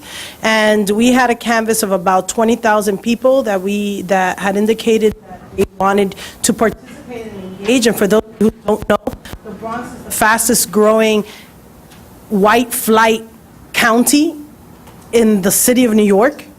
And I would venture to say maybe the state. And it's very fascinating to see that as the community becomes more Black and Latino, the empowerment continues to be the same. And so when I hear Congressman Serrano talk about the poorest district, in the country, poorest congressional district, I'm like, why do you keep repeating that? Why would you want to be proud of that, right? It's still the poorest, and you've been there 30 years, and he's an amazing congressman. Yet at the same, and I have to say that, right? I love him. But at the same time, you stop and you ask yourself real questions about, what happened when the Fight for a Fair Economy kicked in. So did Occupy Wall Street. And it was an amazing synergy, I think, that, the takeover of the bridge and November 11th, and then everything that happened afterwards. And let me just say, who doesn't know what the 99% means?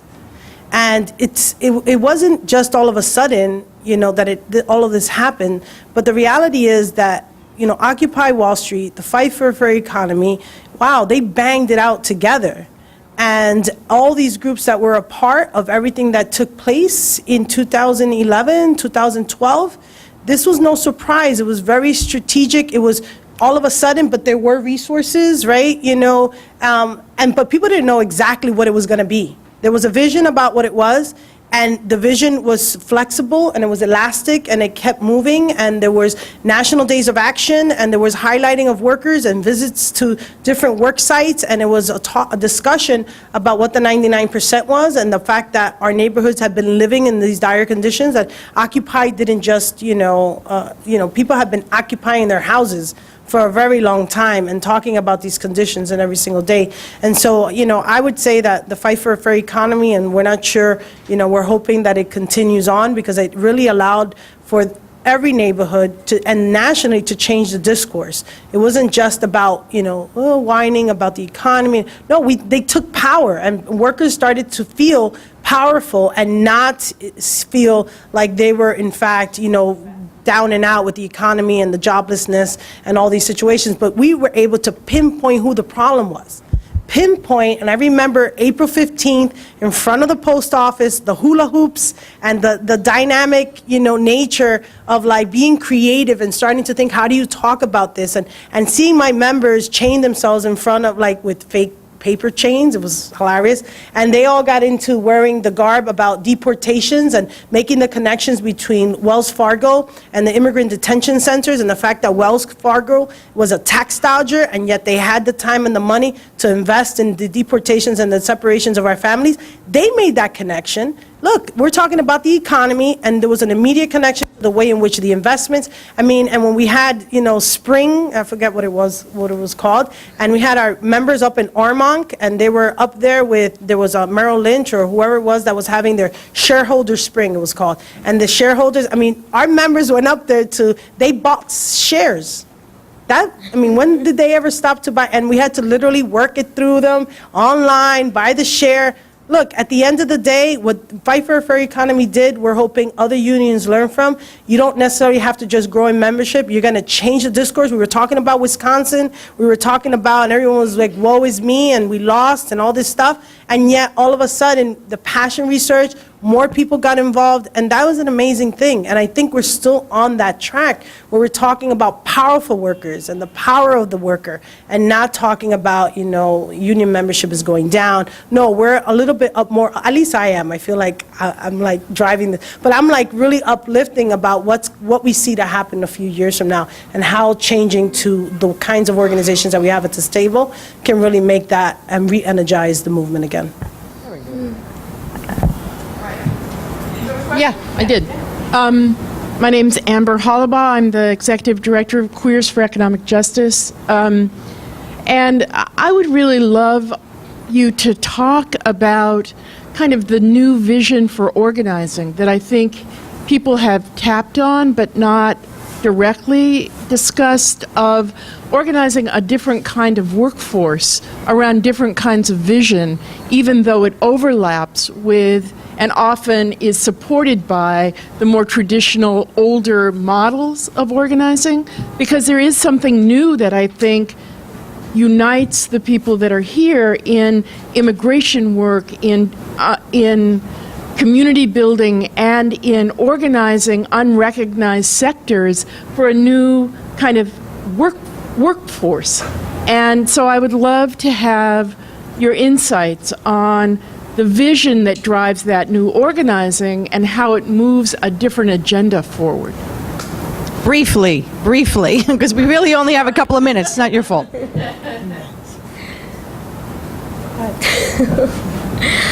Oh man, I'm actually still stuck on the last question, but do my best. Okay, you'll have to forgive me. This is not going to be so brief, but I'll try to make it quick. So I came to this country in 1979, and then in 2000, I finally went back to India with my mom. And, we're from the state of Gujarat, which borders a state that Bombay is in, and we're actually from a really small village. And so on the last days before we flew back, we went to Bombay. And I was really excited to see one of my aunts, and she married her husband. Her husband's family is quite well off, and they're like the most well off people in our whole extended family on both of my sides. And so when we went there, and we're walking up to the building, street is completely like undone. The building looks like it's about to fall apart. And, I'm like, Mommy, are you sure? Are you sure this is the right address?